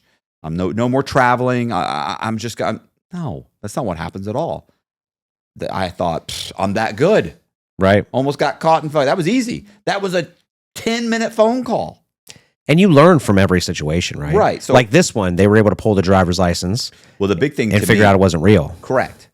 So, I can explain that. I end up figuring out how to go into the DMV and get them to issue me a driver's license. Yeah. I actually sent my buddy Rudy in first to get an ID in his name. You fucker. He knew it. Listen, he's got he was the straw man. He's got I considered him a crash test dummy. And yeah, but he actually was able to get an ID. So I was like, ooh, that's it. Why would I make these fake IDs when I can just get the DMV to issue them to me? Right. so much faster and better and foolproof. They pass mustard. You can show it to a cop. You don't have to be worried when you go and open up a bank account or whatever. The next one was James Red. So James Red, I got caught, was one of the things I did, and I'm just like, I'm always doing stuff like this, or thinking you're cute, right? Which was, for instance, the guys that I was naming, not all, but almost all of the synthetic identities were named after Quentin Tarantino characters, right? So I had like Lee Black, I had Michael White, I had James Red, I had David Silver, I had, you see what I'm saying? Like, there's a movie called Reservoir Dogs, and all of the bad guys had the names like Mr. Pink, Mr. White, Mr. Black. You look like a guy that would watch Reservoir Dogs. Yeah, it was a good movie. I only really watched it one time. That was all you needed, though. Yeah. So what I was doing was before I figured out how to go in the DMV, I would make these fake IDs, and I would just you're just using a copy, right? Sure. So, and I knew I could make them anyway. Like back then you could take 220 grit sandpaper and sand off the information on an ID, even though there's a hologram. And then you could print new information, the same size font and everything, spacing, everything, on a piece of laminate in reverse. And then you could flip it over and glue it using like a glue stick. Glue it onto the blank ID, cut around it with an X-Acto knife, sand it down lightly, and you could still see bits and pieces of the hologram through it, and all of the new information is wedged between the piece of laminate and the piece of plastic. Yet the photo's there. And it still would say like Florida, Florida, Florida across it. Now, the new licenses, you can't do that. I'm sure somebody's out there making them, but that's what you could do before. So what I was doing was but that's if I had to make an ID to go into a bank or something. Sure. What I would do though, prior to that, is let's say I was doing a loan for James Red. I would go online and I would find somebody that I knew that had been arrested. And I would take their mugshot, because mugshots look very much like driver's license photos. Sure they do. And I would cut it out, paste it on a driver's license, paste the new information on a driver's license that had been sanded off, and then make a copy of it on the copy machine. So if I went to go close a loan in James Red's name, I can't show up as James Red. I go to the title company and I say, hey, listen, can I get a copy of the package? My borrower is at work. He can't leave. It's about an hour drive from here. Either you can go or I can take it and bring it to him. And they'd go, oh gosh, Mr. Cox, this is the end of the month. I don't have time. I'm just going to give it to you. Make sure to get a copy of his driver's license. No problem. Go sit in the parking lot for fucking 30 minutes, sign the documents, come back. And they go, oh, that was fast. I said, oh, yeah. He was able to drive and meet me halfway. Mm-hmm. Oh, okay. Oh, that's good. Oh, that's nice. Yeah, it worked out. So I sign, I give it to him. They then notarize the guy's name. Got a copy of his driver's license. They give me all the checks. We're good. And now if anybody ever shows up and says, hey, did you see James Red? They're going to say, yeah, I saw him. I notarized his. What are they going to say? No, Yeah, they have to. They either have to lie or admit I just lied and committed. Yeah, this guy committed fraud. It's one of two. Right. So, and by the way, all of them said, oh no, I absolutely saw Lee Black. No, yeah. I saw Brandon Green. I signed all 6 of his loan docs. Well, he doesn't exist. So yeah. I don't know how that happened. But so I'd already closed a few loans for James Red. And one day I get a phone call from the mortgage broker and she says, listen, Mary from Paradise Title. Island Title? Paradise Title. I'm going to say Paradise Title. I think it was. It was Mary from Paradise Title. Something tropical. I'm pretty sure it was Paradise. Whatever. I'd have to check my book. So I say, yeah, what's up? She goes, she said she's not going to close any more James Red loans unless he shows up to sign. And what we determined was that that it was getting out there what I was doing. And How do you think that happened though? I think that there was a manager that was managing my old mortgage. So I had sold the mortgage company to this guy, David Walker, who was a CPA. Yeah. He hired a manager. The manager was a real jerk.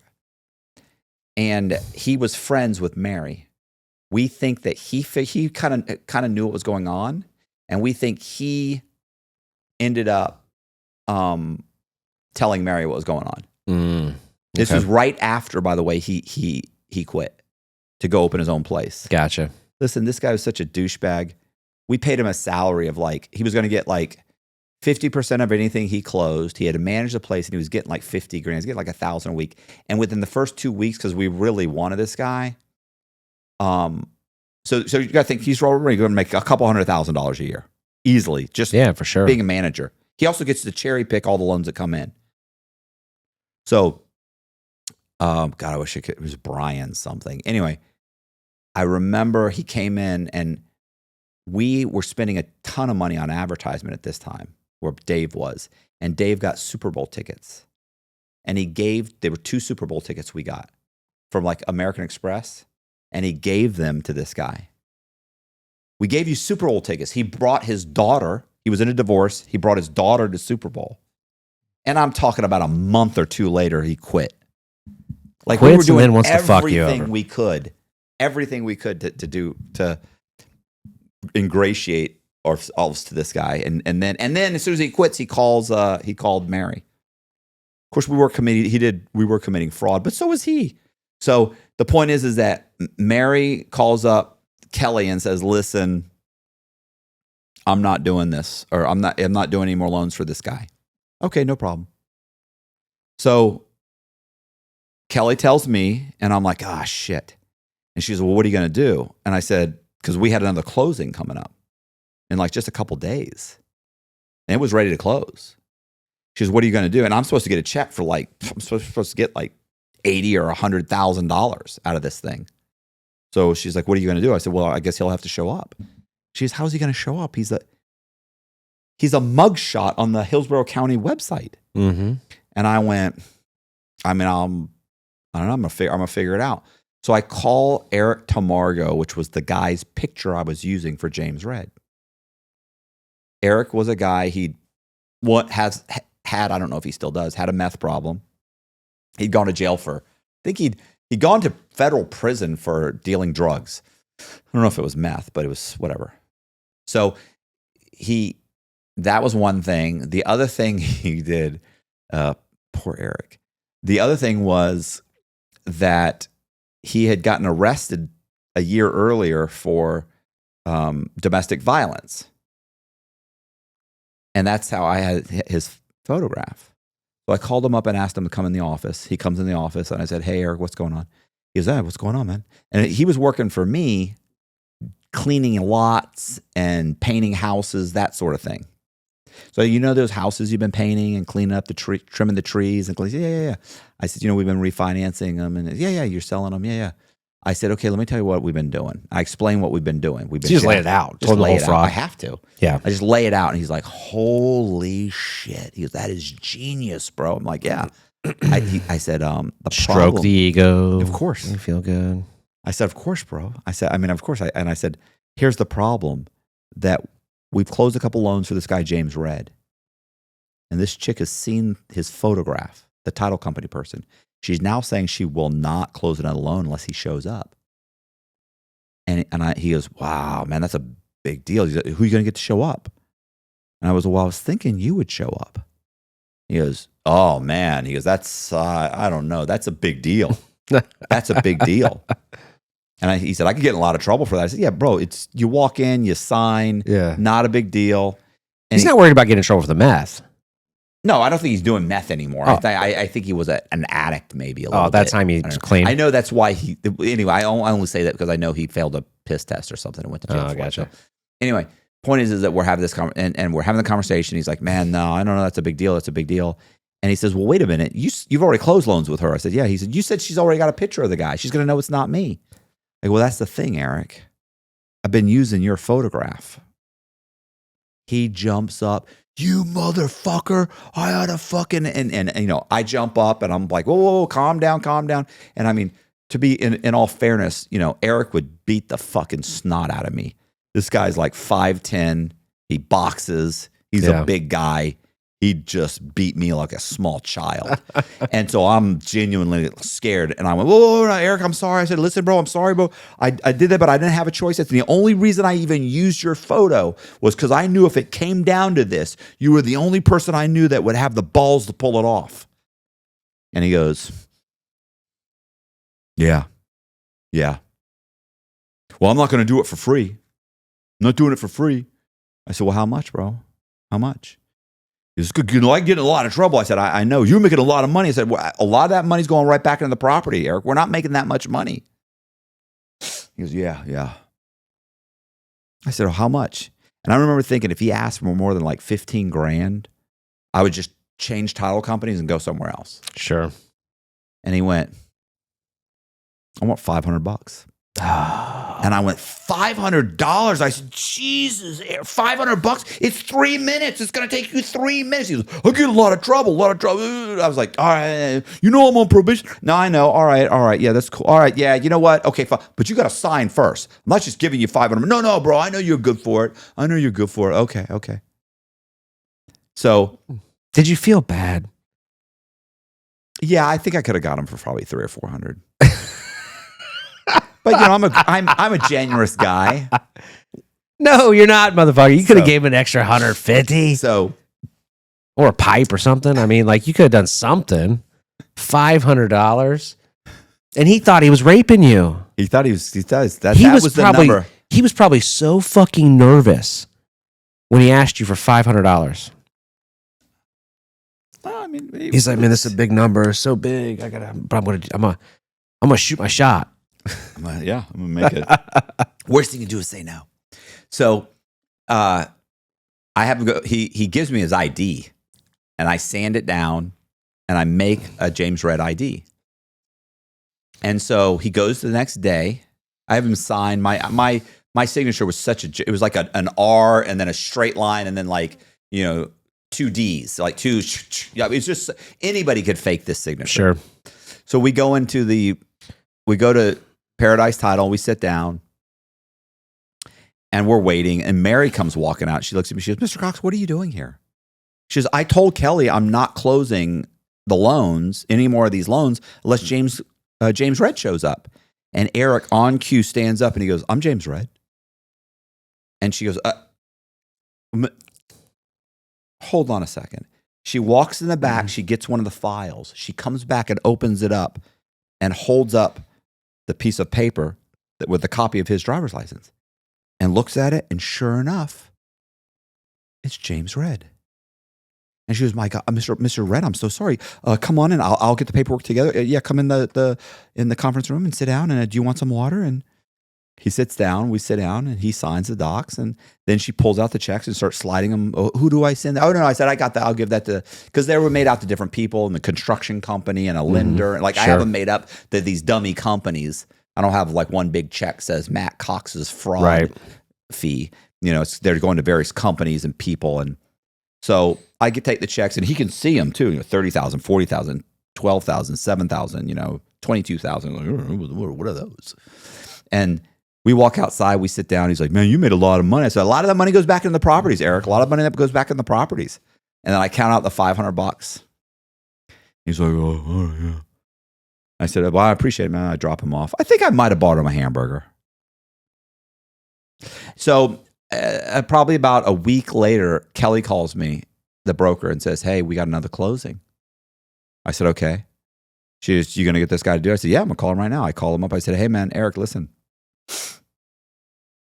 I think I called him back into the office, and he came out and said, "Hey, man, listen, we got another closing." And he goes, "Yeah?" I said, "Yeah, I need you to sign again." And he goes, yo, man, I've been thinking about it, bro. Like, you made a lot of money. I said, no, a lot of that goes back into the properties, Eric. I don't make a lot of money on these things. You know that. And I got to make the payments. I got to make all the payments on these properties. I can't just let them go into foreclosure. Right. He doesn't realize what's happening. We still got to clean them up. And, we're putting all that money in the development company, and I'm hiring you to do all the trees. You're not cheap.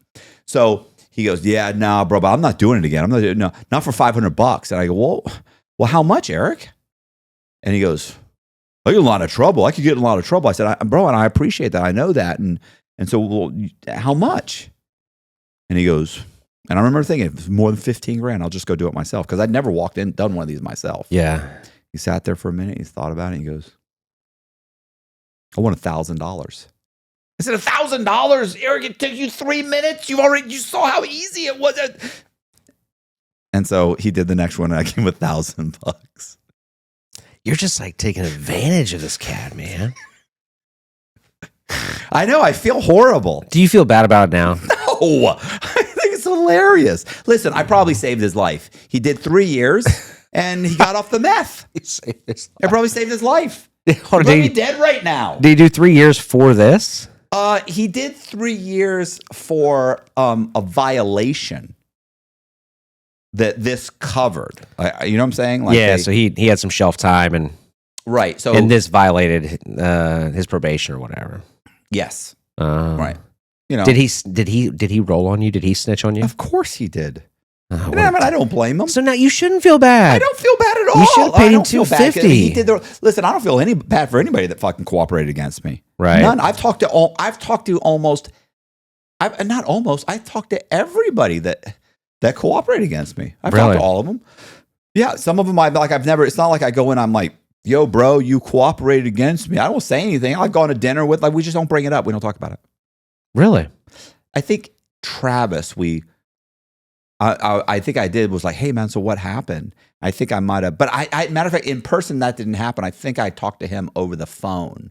I said, so what happened when I left? Because I was gone for 3 years. I was on the run when I finally got arrested and ended up going to prison, and called him from the prison. I said, so what happened when I left? He's like, oh man, they showed up, and they asked me a bunch of questions. I answered the questions, and like, yeah, no, I get it.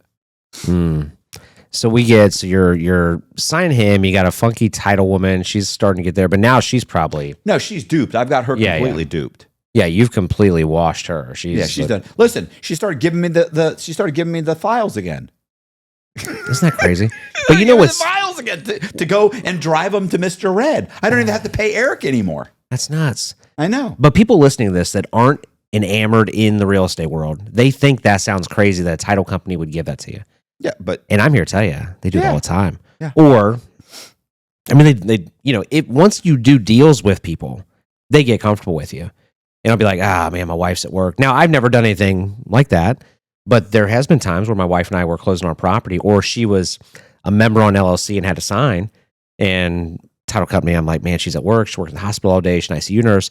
I'm like, I can run the file down to her real quick. They'd be like, all right, run down, bring it back to us. And they do the same exact thing. Now, there was no shadiness to that. No. But it would be very easy to do it. Yeah. People think it sounds crazy. It's just not. Yeah. Oh, I get people you get people in the comment sections whenever I'll do it. And that would never happen. Like, oh, okay. You must believe that the government's never lied. Mm-hmm. You must believe that. You know what I'm saying? Like, there's never you must be a fool. Yeah, the lottery is really funding our school system with 90% of their profits. I mean, that money's not going anywhere else. Oh my God. Yeah. Wasn't that supposed to lower our taxes? Like, did any taxes get lowered? Mm-mm. So, but you're closing these, you get back on comfortable terms. Like, where does it go from here? Like, do you get, what happens that then you have to end up going on the run? Because this is pretty much while you're there in Tampa. Yeah, this is the exact deal you kept doing over and over, right? So I'm also doing this in other places with other people, right? And what ends up happening is I have a couple of closings with a girl that I was dating at the time. Her name was Allison. She's pretending to be somebody named Rosita Perez, and she goes into a closing and borrows $95,000, or let's say $100,000. I think it was maybe 105, whatever. So she borrows not $100,000, gets a check, goes in the next closing, and the woman. This is why whenever people say, "Would you commit fraud?" I'm gonna say no. Why? You don't think you can get away with it? No. I think I could get away with it. I don't think I can account for the fly in the ointment, the unaccountable.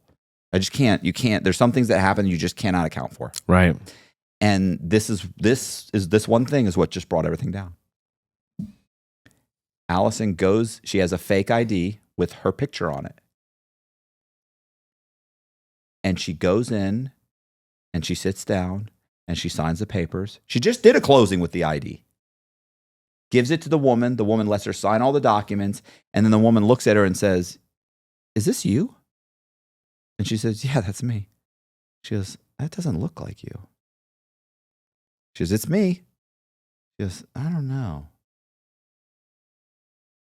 She's like, "What do you mean?" She's like, "Yeah, it doesn't look like you." And then she calls one of the other closers in and says, "Does this look like her?" The other closer looks at her and goes, "Yeah, that's her. No, that's clearly her." She's like, "I don't know."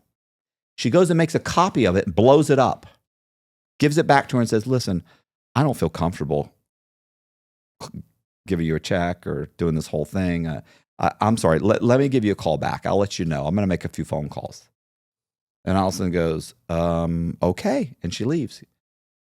She tells me what just happened. I go, "Oh, that's it. We're done." Like,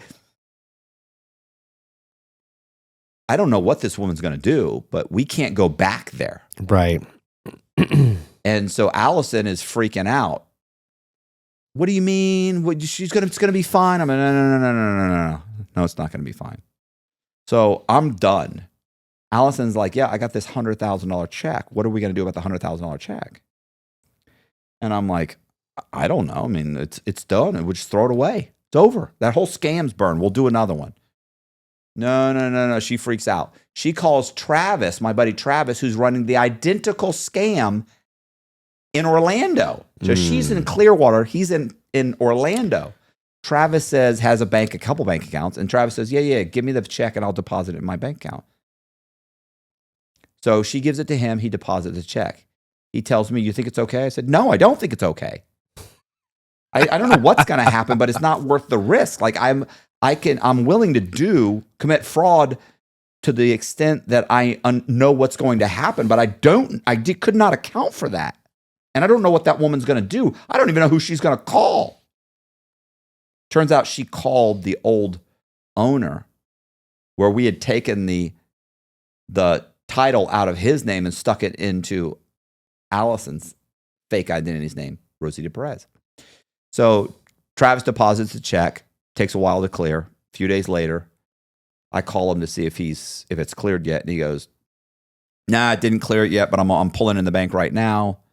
And I go, "Why?" And he goes, "Oh, well, they said they couldn't clear it until I come in and they have to witness me sign the back of the check." I'm like, "You didn't endorse it?" He goes, "No, I did endorse it, but they say that they have to witness it because it's over $100,000. Man, I've endorsed plenty of checks over $100,000. Multiple banks, multiple fake, everything across the board. Never has anybody ever asked me to witness it. Right. They just hold it until it clears." That's it. And this was back when they would hold it for 10 days, 10 or 15 days. Like now it's like, "Oh, it's available in 3 days." Back then they held it till that money hit the bank. And so I'm like, "Oh, bro, turn around. Something's wrong. Turn around." Now I'm thinking his whole scam is blown too. I'm ready to walk away from everything. Of course, it's easy for me to walk away. I'm making hundreds of thousands of dollars. Like, I don't need this to work. They do. He starts saying, "No, it's fine. It's fine. It's fine. I'm going to go in the bank." And he hangs up the phone. He goes in the bank. He gets arrested because the check was red flagged. That title person had done something and ended up, she called the owner. They then called the police. They then ran some kind of a search on the name. There was a check that had been issued. It was just done. It's over. So I think one of the things we skipped over, because I've heard you tell your story a bunch of times, when you say that title person maybe called the owner, it's because this time you were doing satisfaction of mortgages also, right? So you would get into a property and then you would do a satisfaction of mortgage, making it look like the property was free and clear, and then transfer the property from probably a quick claim deed or something to a fake identity. Yeah, I do a warranty deed. This was actually the first time I had done that, by the way. And it didn't work. This was the very first The time. very first time I'd ever done that. Because typically what I was doing was the farming scam, right? Mm-hmm. So, I mean, I have done like every scam. I've done like the farming scam. I've done straw man scam. I've done log cabin scams. I've done cashback schemes. I've done owner occupied schemes. So they all have names. I know it's very. Did you ever colorful. create your own name for a scam? You know, it's funny. The farming scam, I felt like I really had come up with that because I didn't know what it was called. But when I was calling it a farming scam, and years later, I heard people refer to it as a farming scam. So I don't know if I created the name, my name stuck, or maybe I just stumbled onto it to begin with. So you think people are out there right now? They're like, man, I'm going to go do the COX. No. My ego wants me to say I hope so, but really I hope no. What's the log cabin scam? I don't think I've ever heard that. It's when it's just a piece of junk, like it's ready to fall down. Yeah. It looks good, like it looks good from the outside, right? It looks perfect, but if you walk in, like it's gutted inside. Yeah, for it's sure. falling apart. Like you couldn't, that's what most of these houses were. They were gutted inside. There was nothing in there, or they were just completely trashed. And we would put, thick drapes. We'd put the blinds in them and then get drapes and put them over and, tie them, staple them together so that from the outside you just couldn't see anything but the blinds. And if you saw past the blinds, you saw the white curtains. So this was the very first time you did the satisfaction mortgages and the transfer to a fake identity. Right. Did you just do that through a quick claim deed? No, I did. It was a warranty when you transferred it to the fake identity. Rosita Perez? Yeah. It was a warranty deed. Warranty deed. Because I want to show, I don't want it to say $10. I want it to say a $220 sale. Oh, so you're doing it as a whole new because I'm transaction. going to refinance it, remember? To show a HUD for a higher price. I'm refinancing this. At this point, I'm refinancing the same property 5 or 6 times. Gotcha. Anyway, but it didn't work. She got the woman, but by accident, just a complete screw up on her part. She said, "Oh, that doesn't look like her," and it was her. So Travis gets arrested, and I call his cell phone several times, and eventually I end up calling, and he was Michael White. I call Michael White's phone number, and an officer answers the phone. This is Detective, Carl so-and-so with the blah, blah, blah. Who am I speaking with? I was like, click, Yeah. So I know he's been arrested. And probably a couple hours late, 2:00 in the morning, he showed up on the website. He'd been arrested. I get him bond. I don't get him bond. I actually get his brother-in-law to bond him out. I hire him an attorney, $15,000 for the attorney. We get him out on bond. He says, they asked me some questions. Not a big deal. Not a big deal. They got me for opening. It's a state charge, not federal. And it was for opening a bank account using a fake ID. That's the only charge you got out of That's what he had right now. I mean, they're putting it together. They're going to figure out that all the money, $500,000 had gone through that bank. Did they arrest you on that? But they didn't arrest me. He hasn't said anything about me. That's what he said. Okay, so they only know about Travis at this point. They only know about Travis opened a fake bank account and refinanced the house several times in somebody else's name, got like $500,000 he'd pulled out in cash over the last 6 months. So they didn't know that Allison was Rosita Perez. No. They just knew, they did know there was a Rosita Perez out there. Yeah. But they don't know who she is. Gotcha. And Travis said, don't worry, bro. I've known you since I'm 13 years old. Don't worry about it. I'm not going to say anything. I said, okay. So I paid for his attorney $15,000. And I think he almost, I don't know if it was the next day he met with the task force. I don't know how long it takes them to put together a task force. Before they let him out of jail, though, he had already cooperated. Was already cooperating. They initially gave him, his bond was like $400,000 or something, right? And the next day they dropped it to like 10 grand. And the reason was he was like, I got to get out of here. I get out on bond. They said, well, you got to cooperate. And he said, okay, sit down. And he said, I know about a much larger scam than mine. They said, what's that? And he said, I need you to go to the Hillsborough County Property Appraiser's website, look up the name James Redd. They said, okay, there's 5 transactions. He's bought 5 houses, and they're all went into foreclosure. Like, that's right. I need you to look up the name Lee Black. Oh, he bought 5 houses, and they all went into foreclosure. I need you to look up the name. So you see very quickly, Brandon Green. Oh, he bought 6 houses. Oh, look, they're all currently in foreclosure. So very quickly they realized, oh, wow, this is a scam. Every property person buys 5 or 6 houses, and within 6 months, they're all in foreclosure. And they were like, oh, wow, okay. He's like, listen, this guy's borrowed over $10 million at least, maybe more in the last year or so. And he said, I can help you right now, work with you and help you get him, but you got to get me out let me get out of here. And they said, we're going to drop your bond from $400,000 to $10,000. Can you pay $1,000? He said, absolutely. They let him out, and he started working with that. They put together a task force. They started working together. In the meantime, Travis is coming by my office every week or two saying, bro, I'm broke, man. I'm thinking about starting a tree trimming business. And I'm like, okay. And I said, well, what do you need for that? I need to buy a couple of chainsaws. They're expensive.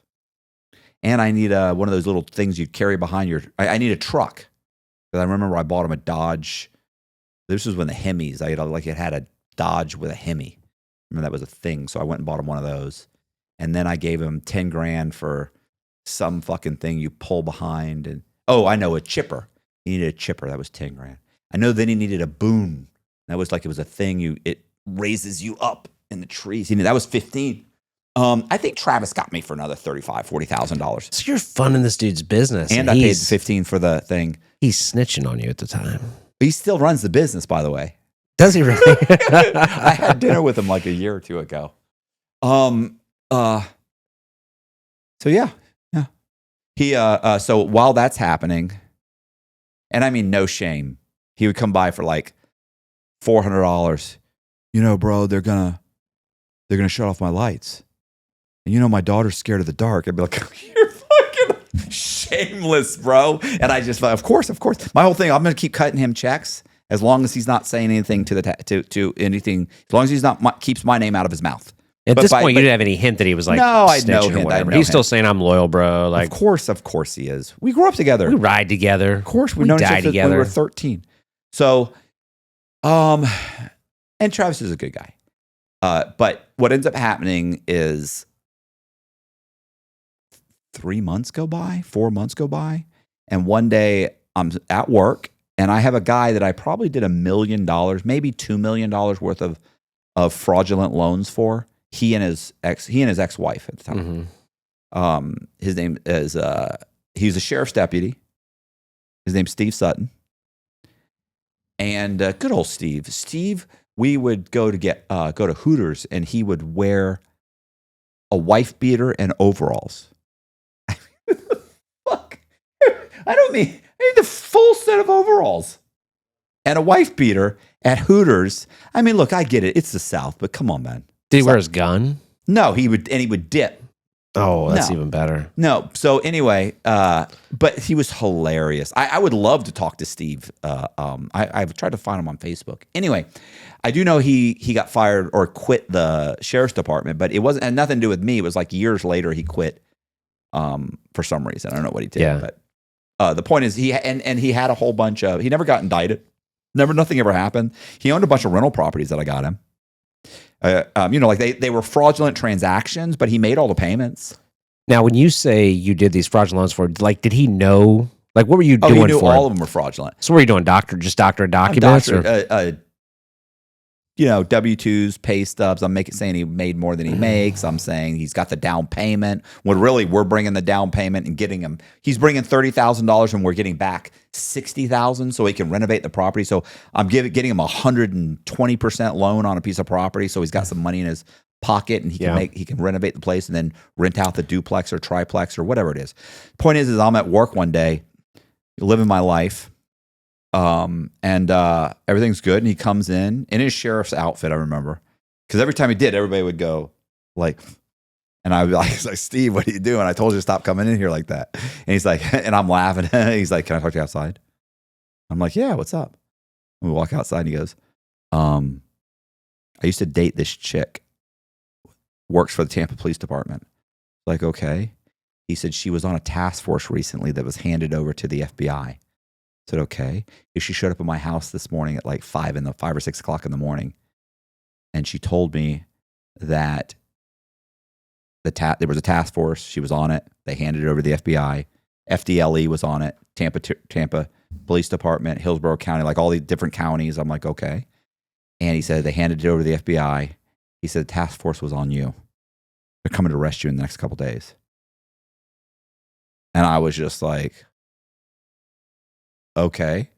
And he goes, what are you going to do? And I was like, I'm going to leave. He goes, what? I said, I'm leaving. I can't go to prison. I'm on federal probation. I'm definitely going to prison. Sure. You know, and I'd seen Shawshank Redemption. I know what happens to attractive men like myself in prison. It ain't good. And I'm adorable, you know. I can't do it. I'm not dealing with that. So I decided I'm leaving. I said, I'm leaving. And he was like, what should I do? I said, well, nobody's going to think you were involved. I'm like, you're not a mortgage broker. Like, you had a deal. You came to me. I wrote up the deal. I told you to show up on Tuesday, sign the papers, tell them you thought you were getting construction loans. I told you they were construction loans that we were going to close and you were going to get $30,000 to do the renovations. Nobody's going to believe. I'm not going to be around to testify against you. Like, right. And he was like, man, I'm so sorry, bro. I was like, no, it's no problem. I appreciate you. Good looking out. Thank you. You know, he's like, yeah, no problem. Sorry, Matt. I'm so sorry. I was like, no problem. As she told him, this is your buddy and your name came up, stop talking to him. Sure. Because, you know, you're a sheriff's deputy. You'd be great to get a sheriff's deputy. Mm-hmm. So I'm like, okay, no problem. And so I end up pulling about $80,000 out of my bank account in the next day or two. All the money I could get out. And I pack up some bags and I go and I trade I had an Audi TT Quattro. I trade that in. I get another Audi. It's like an Audi something. I forget what they called it. A8, A6. It was like a 4-door, right? It's like $100,000, $95,000, something like that. And I get that car and I leave the paper tag on it from the dealership. They're like, oh, we'll transfer your tag. No, I want the dealer tag. Order a new tag. Why? That's straight. Just fucking do it. You know, because I want that tag to go back to them. Sure. Not me. Because I'm going to have to drive this thing for a little bit. So the girl I was dating at the time was named Rebecca Houck. She was a fucking lunatic. But I didn't know it at the time. I'd been dating her like a month. She'll tell you it was 2 months. I think it was about a month. So hold on. What happened to Allison? Allison's just she's not showing up at the office. She's just freaked out. You know? She's upset because Travis got arrested. She's waiting to get arrested. This seems pretty quick, though, right? I mean, like, you and Allison are still a month later and you're already dating Rebecca. No. This is, keep in mind, I told you it was like he worked with the task force for like 3 months. In that time, okay, and we weren't dating. I'm just fucking this chick. You know, like I'm dating her, but it's not like, hey, we're exclusive. You know, I'm also dating this chick that I got a couple of loans for across the street from me. Which is a mistake, by the way. You don't meet some chick and stick her in a couple of houses and she lives across the street from you and you're banging her every once in a while and you're also banging other chicks. That's a problem. It doesn't sound like a great idea, but at this point, you hadn't exactly made all the right I hadn't made a lot of good decisions. They felt like solid decisions at the time. But so I decide I'm going to leave. I talk to Becky. She ends up actually coming over when I'm packing up my bags. Like I stopped answering my phone. She just fucking finally just comes over. I tell her what's going on. And she says, I want to come with you. I was like, I don't even fucking know you. Like, we barely know each other. She was like, I can't help it. I'm in love with you. I want to come with you. And, you know, look, this chick's broke and works at the dog track. You know, I've got a bunch of money. I'm probably looking pretty exciting to her. And now you throw this. And now the FBI is going to come arrest me. And I'm going on the run. And my plan is I'm going to go on the run. I'm going to steal $2 or $3 million and buy a bunch of rental properties and just collect rent the rest of my life. And she knows that you're getting ready to go on the run. And she knows why, right? I want to come. I'm in love with you. I want to come. That's it. I'm in love with you. I want to come. And she had a kid too, right? She has a kid. So she's just ready to leave everything behind. She didn't raise the kid, though. Oh, this is what happened. She wasn't raising the kid. The kid was with her. It's the first time the kid had ever been with her. The kid had also actually been raised by her ex-husband, and she had the kid for about 3 or 4 months that she had been in Tampa. So this was a new thing. Her kid was in her life. Not just that, yeah, and he was going to go back to live with the father at Christmas. Right. So she was like, look, I was like, that was one of the things I was like, you've got a kid, you got family here. She's like, first of all, my son was going to, after the school year, after the school year, he was going to go back and live with his father anyway. He'd been picked up by the police a couple times. He was out after curfew, caught smoking pot, the whole thing. I can't handle him, blah, blah, blah. Okay. So whatever, that's your problem. And so that she had decided that's what she was going to do anyway. And she starts crying and begging, and it was a bad choice. And I went ahead and let her come with me. And then we take off. We go to Atlanta, Georgia. We go to Atlanta, and I'm driving, and I don't have a driver's license. So I have to figure out how to go in the DMV and get a driver's license. Now, I'd already gotten an ID before.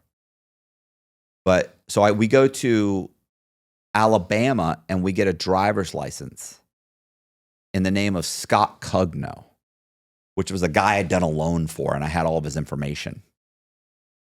So I go into the Alabama DMV and I get a driver's license. Now, is this the first time that you just stole somebody's identity like that? Yeah. Because you had created the synthetic identities. Right. But this is like the first time where you're like... Yeah, this is stolen. I got just straight stolen. Yeah. But it sounds like you were probably more in desperation mode at this point, which is why you made that decision to... Yeah, well, and because that's a lot riskier. I'm also running. I'm running. At this point, I get that. This is over the course of weeks, right? Yeah. I'm running ads in the newspaper, too, to steal identities. Good credit, bad credit, no problem. Home loans available. Call which was now. Huge at that time, right? We're talking 2007, 8? Like what? No, this is 2000 and beginning of 2004. Well, I left in. Still I took big off, back then, right? Took off in 2003. Oh, geez. Right. Okay. So the very end of 2000, probably in like November, December of 2003. So by January, by late December of 2003, I'm already running ads. But Cugno, it was the first one I had. He was the first one I had. I got his birth certificate, social security card, registered a vote in his name, got a lease in his name. I just created it. And then I went into the DMV, got a driver's license in his name. Then I come back, and then we went to Alpharetta, Georgia, and we rented a house in the name of Michael Shanahan. The guy Michael Shanahan owned the property. So we rent his property, and then I make a fake ID saying I'm Michael Shanahan. Date of birth is wrong. Middle name is wrong. All I know is Michael Shanahan. I then go downtown, pull his title, create, and he had like a first mortgage, a second mortgage, and like a credit line. Like he was maxed out. Mm-hmm. He's a CPA, owns a CPA firm. This is a rental property. He's worth about $200,000. And I get these mortgages. I get the mortgages, and I create satisfaction of mortgages. Which is basically a one-page document. It's a one-page document with a notary stamp. Yeah. And you had the notary stamp? No, I just ordered notary stamps. You go into, back then, now you can just do it online. They'll deliver them. But back then you would go into like Office Depot or Staple. They used to have Staples. I don't know if they still have Staples or Office Depot, but whatever. You go in there and you just say, hey, I'm a notary. Here's my notary. And they'd open up a book and you go, yeah, that's mine. I lost it. Yeah, that's it right there. Just like that. And they go, okay, when does it expire? When is it? And you'd give them the information, and then you pay them, and then $15 or whatever. And then a week later they call you and you come in and you pick it up. If they asked for ID, you'd say, oh man, I don't have it on me. Shoot. I'll come back, and you leave. And then you get the guy's name. You just call back 2 hours later, 3 hours later, whenever he's not there anymore. No, I'm sorry, he's not at work right now. Great. You go in, you talk to the next guy. He gives it to you. Or you order 4 of them from 4 different places. Somebody's giving you the fucking thing. Right. And honestly, I've only had 1 or 2 people ever ask for an ID, and I just came back. I'll come back when you're not working. And so I notarized this satisfaction of mortgages, and I go downtown and I file them. And now there's a mortgage on the property, but it says, in the title now says, this house is in the name Michael Shanahan. He took out these 3 mortgages, and all of these mortgages were paid off. And then it shows the 3 satisfactions showing they were paid off. And so now I'm living in the house owned by Michael Shanahan, and I have an ID that says I'm Michael Shanahan. I have 3 secure credit cards that say I'm Michael Shanahan. And so what I do is I call 3 hard money lenders, and each one comes out. One comes out, let's say 10 o'clock. One comes out at 2 o'clock. One comes out at 4 o'clock. Each one of them agrees to lend me $150,000. Now, let me see if I get this one right. Is this the shotgun scam? Yeah, this is a shotgunning scam. See, I knew that shit. Still happens today. Yeah. I mean, I don't do it, but still happens today. No. No, you're above board. So, so we do that, and I then schedule, all 3 of those guys say, I'll lend you $150. Of course, none of them know about the other person. I schedule 3 closings at 3 different title companies, and then I show up, and each one of them lends me $150,000. After their fees and all this crap, maybe it was $400,000, let's say. Now, I've seen people in your comments saying, well, you can't do that. It's impossible. But I think what people don't understand is even today, with all the technology that we have, our county here sometimes is 2 months behind recording anything, recording liens. So within that 2 months, nobody knows what is on your property as a lien. So when they do an abstracted title, they're not going to see it. No, it's called the lag period. Yeah. And listen, not Hillsborough County. Hillsborough County was like 10 days behind. Fulton County was months behind. That was the county I did this in. So I borrow $450,000. I walk away $400,000. I start depositing those checks, pulling out the cash into various accounts.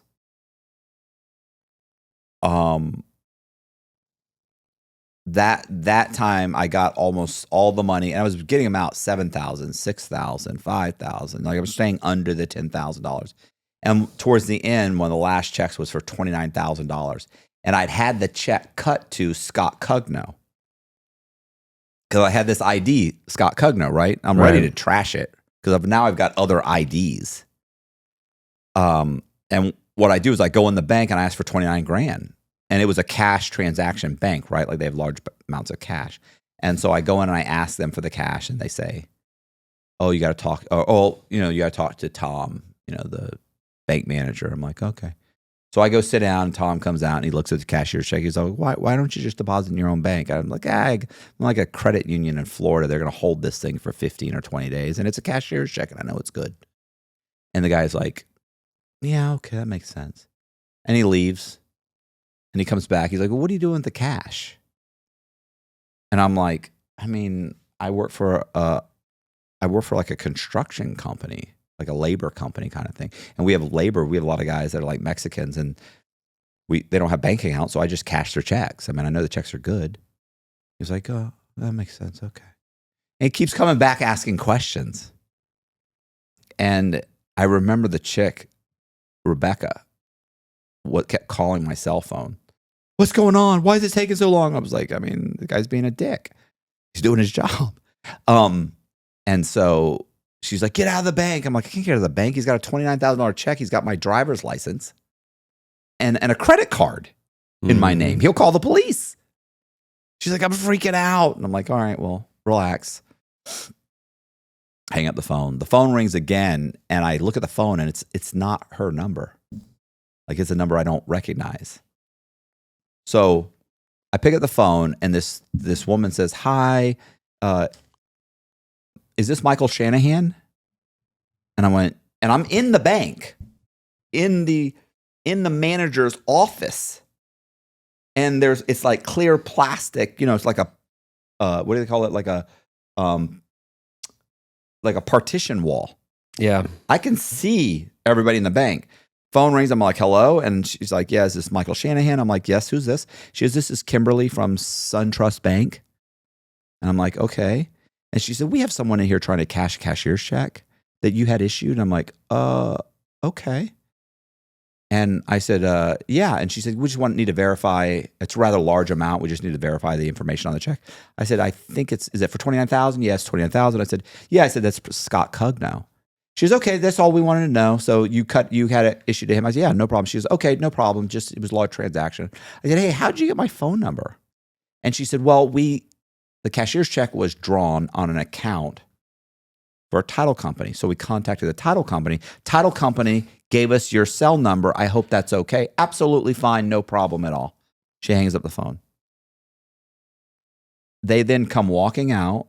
5 minutes later, the bank manager, some woman, probably Kimberly, walks out and says, Mr. Cugno, we have the cash.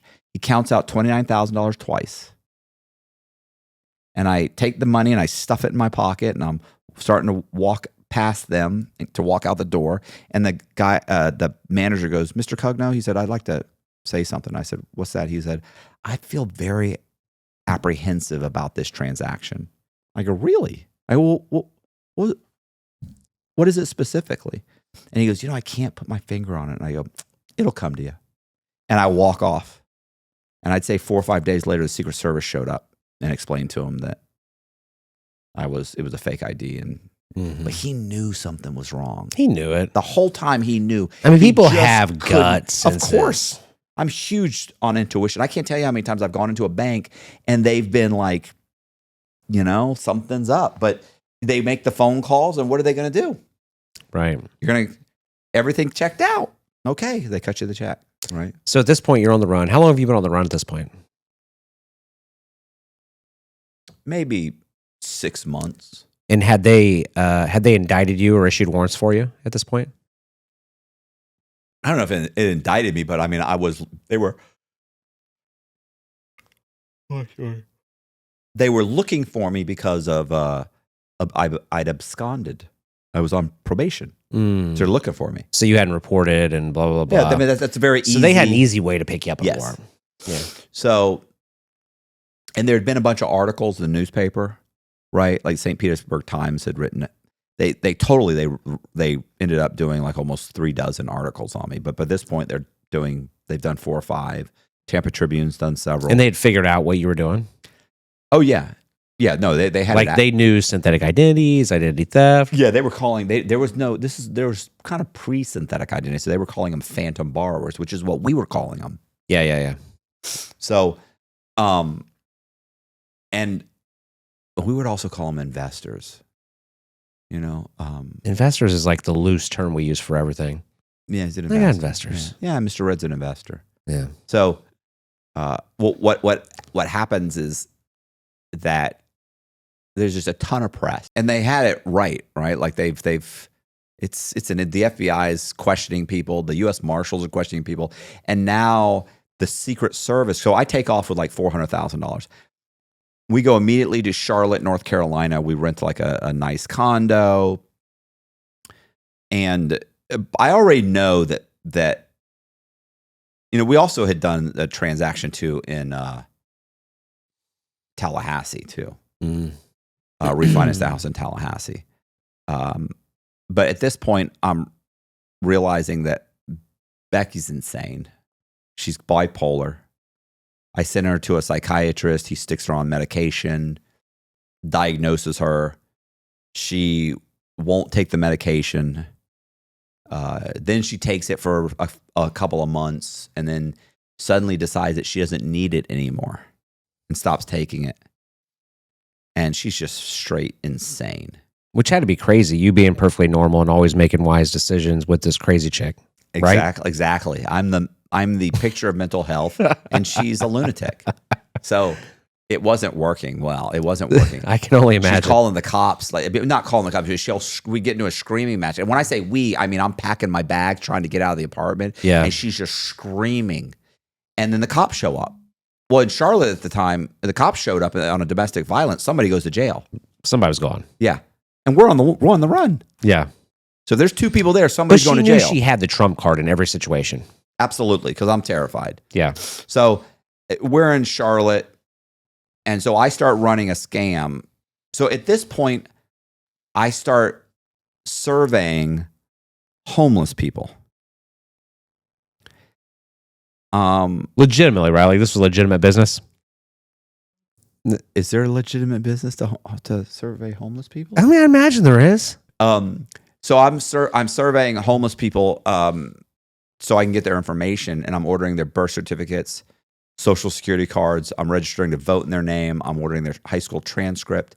Then I'm going into the DMV in a state, because I don't do it in the state I'm going to get a driver's license in. I go to another state, and I get a driver's license or an ID or something. I then get a passport in their name, and that way I can travel. You know, we've been to Greece, Italy, Jamaica, Mexico, Bermuda. You know, we're just going around, right? We're just, you know, spending some time. So you're being cautious at this point. I mean, you're at least trying to like cover your tracks and spread the crimes out a little bit to where you're not, you know. Well, that was just traveling, but yeah, I'm moving around a little bit, right? Yeah. And then we'd come back and we'd like abandon a vehicle in long-term parking that's connected to one of these scams in the name of the scam, and then we'd leave like lira or something, change, right? Like the currency of whatever in the back in the trunk, and like a brochure to like a hotel in like, you know, in Spain or something, or Italy,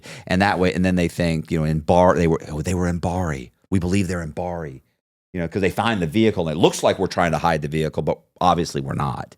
And so, and then there would be an article that says, you know, we believe he's in Cuba, you know, or we believe he's in whatever, wherever, and so we would, you know, one time we abandoned a vehicle that, remember the Audi I bought? We abandoned that in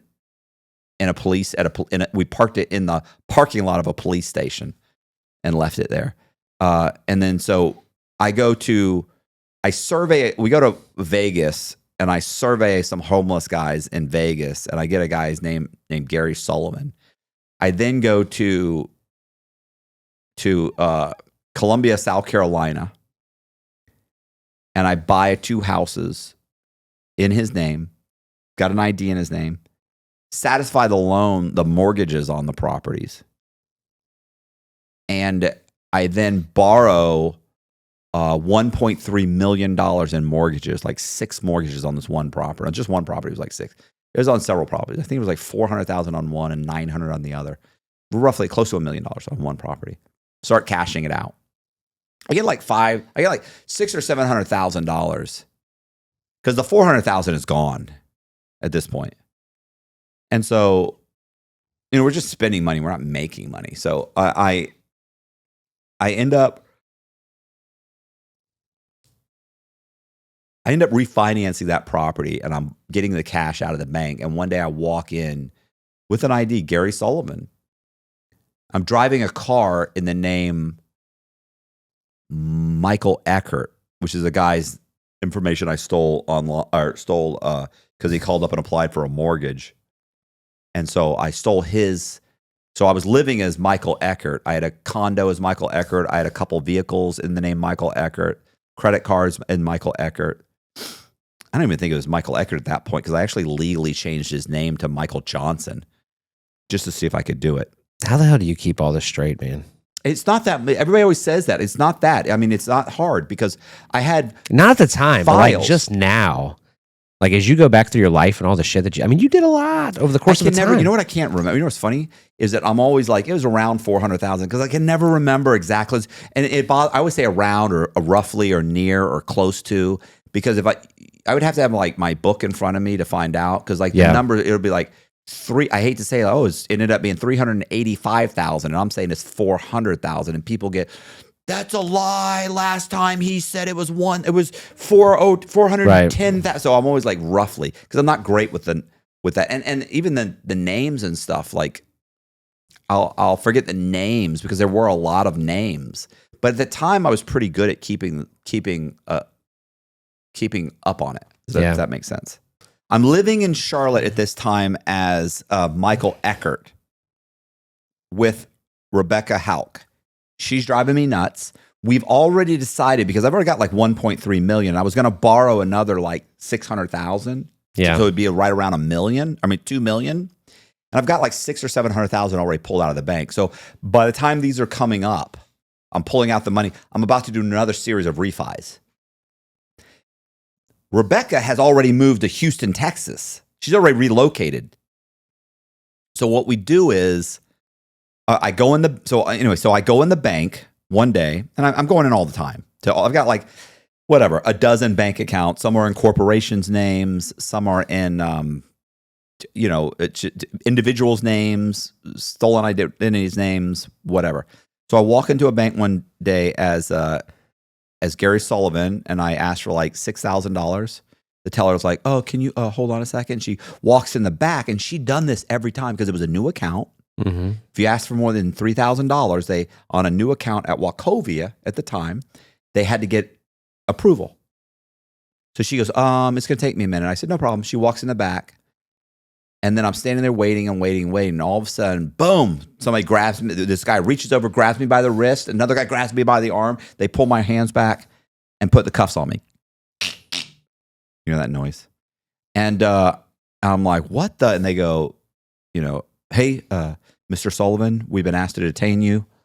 Please follow me." And they turn me around and walk me. These guys are massive, by the way. Fucking huge. Lumberjack huge.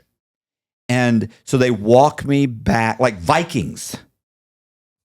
But a real Viking, like not me. I'm Norwegian, but I missed the whole 6'4" height thing. They could have fucked you up. They're fucking huge. You weren't running, is what you're trying to say. I'm not getting away. And I'm cuffed with my hands behind my back. So they bring me into the manager's office, sit me down. I'm like, "What's going on?" And they're like, "Well, we were just told to detain you." And then the detective shows up a couple minutes later. He walks in. He says, "Hey, Mr. Sullivan, my name's, whatever his name was, right? Mr. Richmond, Detective Richmond." And I was like, "Okay, what's going on?" He said, "Well, we got a complaint from Wachovia's security department, fraud department, the head of their fraud department. And he says that you've got 3 mortgages on your home." And I went, "Is that illegal?" And he goes, "I don't know." And I went, and I remember thinking, "Oh, I'm walking out of here." Yeah. This guy's, he didn't have a fucking clue what's going on.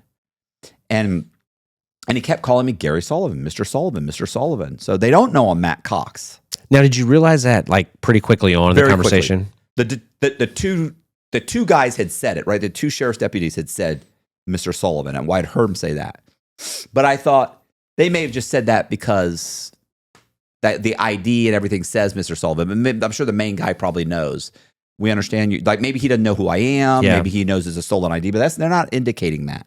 So anyway, he says, I said, "So what's going on?" He said, "Yeah, I don't know. Let's get Wachovia's head of their fraud department on the phone." Okay, so he gets them on the phone, and they start asking questions. "He's doing this. He's doing that." And I'm like, and he's like, "Okay, he wants to know why you're pulling out all this cash." I'm like, "It's not that much cash." He only knows about his one account. And I go, I explain that I cash guys' checks. I work for a labor company. And he had my card. He looks at my card. It says labor on demand. You could call the phone number. It passed mustard. Somebody would answer the phone. They'd say I worked there, right? So okay. And he looks at it. He goes, "Okay, yeah, he said, "Yeah, that sounds reasonable. Okay, that may." And then well, he wants to know why you refinanced the house 3 times. And I said, "Look, man," I said, "I came to Wachovia. I told him I wanted to get a couple $100,000 out of my house." She said she couldn't get me more than $100,000. Now I actually had a $190,000 loan from like Wachovia, but I put a mortgage on so they would pay off this mortgage. So it looked like I got very little cash out. I said, "But I got a mortgage on it. I could only get so much money, whatever." I said, so she said she had a friend that could get me a second mortgage with this other company. And then I talked to her, and she said that loan officer said she could get me a home equity line of credit. And I said, "I don't think that that's illegal." And he's screaming on the phone, "No, he's got 3 first mortgages. It's not a first, second, and a home equity line of credit, a HELOC." "That's not true." And I go, "That's not true." I said, "I read those documents. They don't say that any of them are in first mortgage or a first mortgage. And documents don't say that, right? It's the placement of the lien that determines whether it's in the first position. And the title company, Gary, it doesn't say that on the title. So, I mean, I'm sorry, it doesn't say that on the actual document. So, like this guy, he knows what's going on. He just can't, I keep spinning it. Yeah. And so then he's going on, he's screaming about this, screaming about that. And I'm like, look, I think maybe the loan officers did something wrong. sounds to me like something's wrong at the bank. Mm-hmm. And so the detective's like, yeah, I think you guys have a problem at the bank. And I go, what would make more sense? That 3 loan officers get together so they can make a commission? Or that some guy who works for a labor company just figured out how to get $500,000 out of a bunch of banks? He goes, yeah, I think you guys have a problem at the bank. I don't think this guy did anything wrong. And he goes, look at his ID. Look at his ID. It's a fake ID. Now, the ID is real. I had it issued by the DMV from South Carolina. And he goes, look at it. He goes, the first 3 numbers start with 000. It's a fake ID. And so the detective says, no, it's a real ID. The first 3 numbers of our ID start with 000. And I go, oh, wait a minute. I said, now I'm not Gary Sullivan? And I said, come on, man, what are we doing here? And he goes, I know, Gary. I know. He said, listen, I don't think this guy's done anything wrong. Listen, the guy from Wachovia is losing it. He ends up saying, look, I'm going to have to bring Mr. Sullivan downtown, have him fill out a police report. You need to fill out a police report. Well, the district attorney will figure out what to do. Hangs up the phone.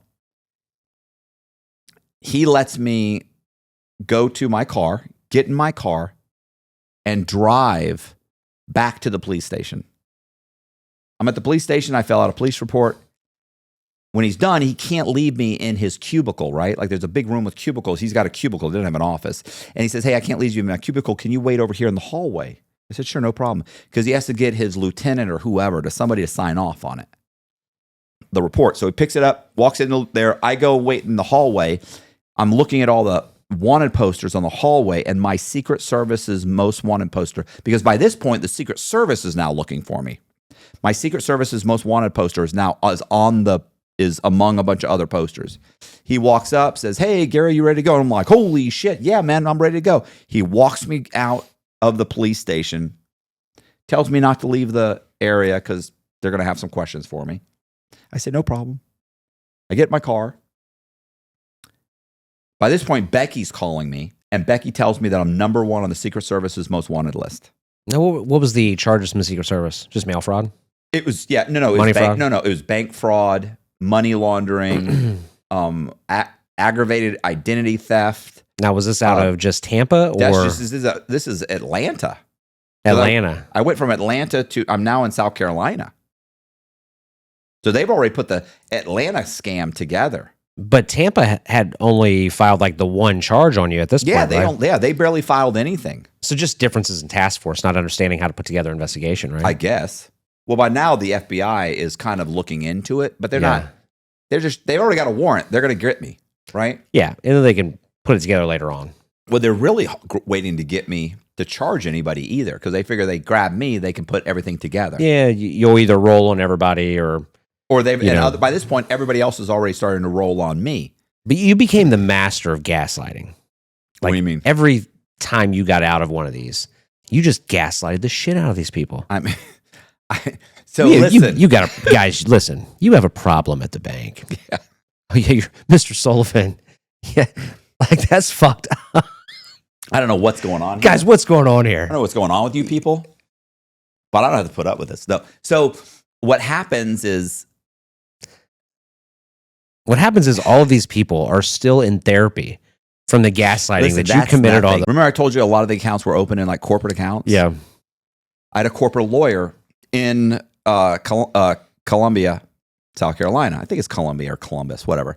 So I end up, so I have this corporate lawyer. At one point, one of these loans that I had done, I had applied for a loan. I was going to refinance one of the properties. This is the second time I'm still pulling out cash, but I'm now going to refinance them again. So I've resatisfied all my original loans, and I'm going to refi them again. One title company ends up calling another title company and asking for a copy of the HUD. I'd already provided a copy of the HUD, said I paid cash. So she gets another one that says I have a mortgage.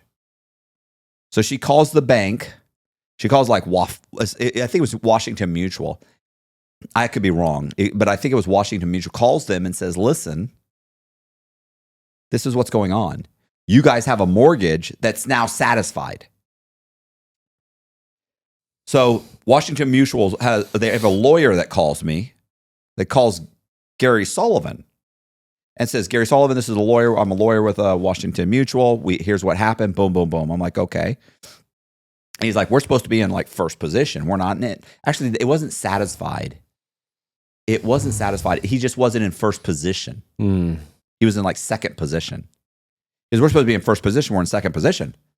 And I said, okay. He said, look, this is a real problem. I'm thinking about calling the FBI. I said, look, have you called anybody? He said, no. I said, don't call anybody. Let me go talk to my lawyer.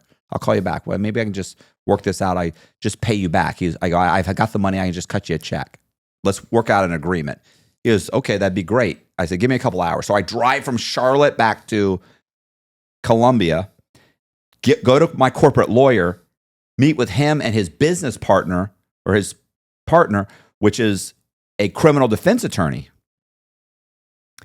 I explain what I've done. I've got like 6 mortgages on this property. Here's what happened. And he's like, oh my God, so this is, they all think they're in first position. Yes, I explained the whole thing. I said, but these people only know about being in second position, so I just have to pay them off. So he calls up the lawyer. He gets him to agree that they will not contact the authorities, that it was a creative financing error, and if I just pay him back. So I say, okay, I'll pay him back. And I say, I'll go get the thing. And he says, okay, well, wait a minute, Gary. He said, here's the problem. He goes, what if these other banks figure out that they're not in first position? And I went, well, then I leave town. Uh-huh. and that's what they did. They all went, they said, Gary, that won't work. They know who you are. They have your social security number, your date of birth. Like, they'll find you. It's the FBI. And I went, you're assuming my name's Gary Sullivan. And they went white. I remember thinking, like, you don't deal with, you've never met anybody like me. Were you having fun with this at the time? Of course. This is probably the best time of my entire life. Yeah. Which, with the exception of being married to my wife, which I love very much. Uh-huh. Now, of course, is better than that. But this was one big ego play. Yeah. I mean, every time you got away with it, every time you got the upper hand, it stroked that ego. Like, man, I'm just getting better and better at this shit. So I get the money, I pay him back. I pay those guys back, right? Then I get grabbed in the bank.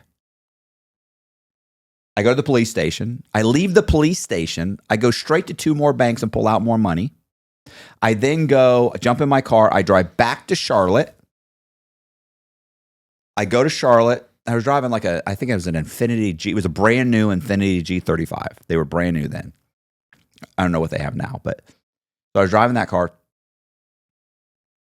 Rebecca has already packed up our stuff. She's already gone to Houston. So I end up had she packed our stuff? No, yeah.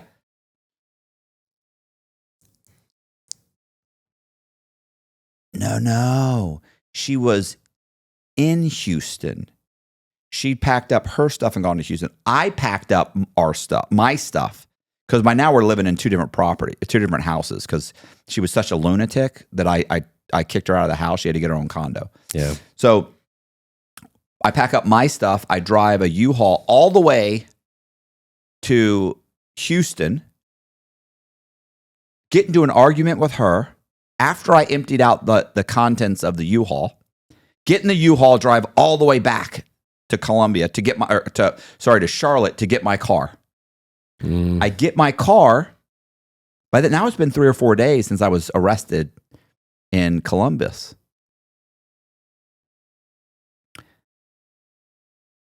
So I get my car in the parking lot and I drive across the street, kind of catty corner to the apartment complex.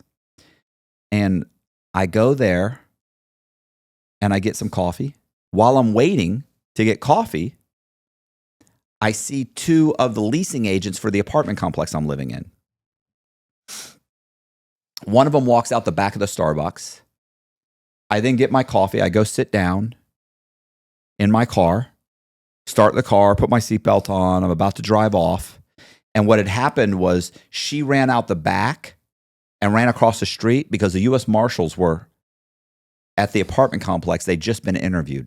Oh, They geez. then run. She runs in and says, he's right across the street, right across the street.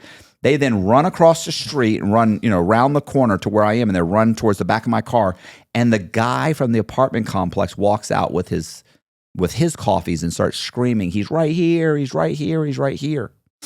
And I hit the fucking gas and take off and leave them behind. I drive about 2 miles down the road, stop at because now I have nothing. I have no IDs. I have no furniture. I have nothing. I have about $100,000.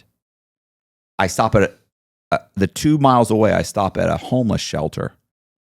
I pull over right away. I see like 3 or 4 white guys that are homeless. I pull over, jump out of the car with my little survey clipboard, and I survey them. Get their information. Then I drive to Nashville, Tennessee. I order their credentials. One of the guys' name was Joseph Carter Marion Joseph. No, his name was Joseph Marion Carter Jr. That was it. I went by Carter. I got a driver's license in his name. I got a new vehicle in his name. Went to CarMax, got a vehicle in his name. I then drove my car all the way back to Charlotte, left it in long-term parking, got an airplane, flew to Nashville, had the new car, started flipping properties. I ran a farming scam in Nashville in an area called J.C. Napier. Bought like half a dozen houses. Maybe more like, God, it was over that. It was more like, it was really about 10 vacant lots and probably 10 or 12 houses. Where's Rebecca at this time? Were you guys still together? Oh, I left Beck. I left Rebecca. We got into a fight. I left her. So you guys are completely done at this point. I'm done. I'm done with her. So you're in Nashville. I only took imagine you're $100,000. I left her single, with like right? $500,000. Oh, Jesus. So You single or already dating another girl? I start dating another chick named Amanda. I live in Nashville for a year, maybe a year and a half, flipping properties. Amanda moves in with me. Everything's great. I borrow $3.5 million from Nashville banks. I've got multiple driver's licenses, passports. And one day, Amanda finds out who I am. And she finds out that Dateline, NBC News, is coming out with a 1-hour special. How'd she find out who you were? She found out who I was because we had a corporate lawyer who called one day and asked for something from me. I sent it to her. 2 days later, she calls me back, says, I never got it. So I tell Amanda, go on my computer, go to Word, pull up this document, send it to her, share it with her, email it. And when she goes and pulls it up, she starts scrolling through the files and sees one that says mom and dad. She reads that letter. And that's a letter I wrote for my parents before I left. So it explains exactly who I am. So you fucked up. Yeah. And she checks the internet and she finds out what my real name is because she thought my name was Joseph Carter. She knew I was on the run. She knew Carter wasn't my real name. She did know that. Is it because you told her that? Yeah, I told her that. So what'd she think your name was? She didn't know. I told her if she ever found out, I'd leave. So let's stop. You are dating. Have you always just dated crazy fucking chicks? Oh, here's the pickup line, right? Like, I don't know. Like, would you guys meet online? Did you meet at a bar? Oh, I met her online. So your profile said, listen, I'll date you. You find out who I am. I got to leave. No, and she says, no. I'm all in. Like, let's go. No, I waited. You know how that came? I waited. That was probably a week or two in. Oh. After I've, You say like that's a long time. But no, after a week, she's so much in love, she's willing not to know who you are to keep you. And you wonder why they ran stories about, I don't. You being a playboy. I'm not a playboy. Or what'd they call you? They ran the Thief of Hearts. Yeah, Thief of Hearts. There you go. So she figures out who you are, goes through your shit because you fucked up, told her to go through your computer. Right. So I fucked up. So yeah, and she found out, and I knew she knew who I was, and I was like, look, don't. She's like, I will never say anything, and she's crying, and I love you, and because I was gonna leave, I was ready to bolt. And so anyway, few months go by. We find out that a Dateline is going to do a 1 hour special on me because Rebecca has been caught. Yeah. And they're, doing a whole thing on Rebecca, and that I lured her into this life of crime and then left her with nothing. She had $500,000. So what ends up happening is we're going to leave. I was going to go to Australia. And were you taking her with you? Yeah, I was going to take her with me. Okay. So I'm going to go to Australia, and then, the quick version is that Amanda ends up telling a mutual friend of ours named Trina who I am. You guys both knew Trina. We both know Trina. Oh, okay. I had dated Trina prior to Amanda, and we'd all become But you guys were all close. very close. So she wasn't thinking like Trina would She's not thinking Trina's going to say anything. rat you out. Right. So what ends up happening is we're pulling cash out of the banks, right? I'm refinancing properties. I'm about to refinance another couple $1 million worth of properties, right? So I can go there with whatever it is, 3, 4, 5 million, whatever it is. Go to Australia with that money, open a corporate account, launder the money through several corporate accounts. It's not hard to do with real estate, right? Because you're showing up with a check. And so I end up coming home one day, and I get out of my truck. I'm walking towards the house, and boom, 3 black SUVs pull up and lock up their brakes, and then a couple other cars pull up, and these guys jump out with these vests that say Secret Service, and they look like SWAT officers, and they start screaming, get on the ground, get on the ground. And they throw me on the ground, and they pick me up, and they brush me off, and they hold up a clipboard with my picture on it, and they determine that this is Matthew Cox. And they say, you are Matthew Cox, aren't you? And I say, yeah, I'm Matthew Cox. And I mean, that was it. It was over. I was nabbed, and I was transferred to Atlanta. Now, how long had you been on the run at this point? 3 years. 3 years. Almost exactly So 3 years. My question really was like, why did you give up so easy? But at this point, was it like relief? There were like 10 guys with guns pointing at me. But you gaslighted everybody else. Oh, you mean when I just admitted who I was? Yeah. Yeah. Of course, because I'm done. I know I'm done. I'm done. It's like, did you kind of almost want to be caught at that point? No. Listen, No. I don't know. Some people say I was just ready. relieved. Yeah. I was not relieved. It sucked. I knew it was going to suck.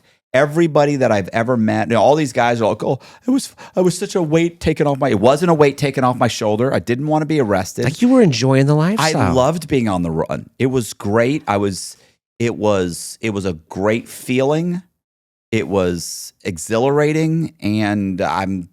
But you also have to keep in mind too, I've said this many times, I wasn't some guy driving around in a stolen car with a broken taillight and a body in the trunk.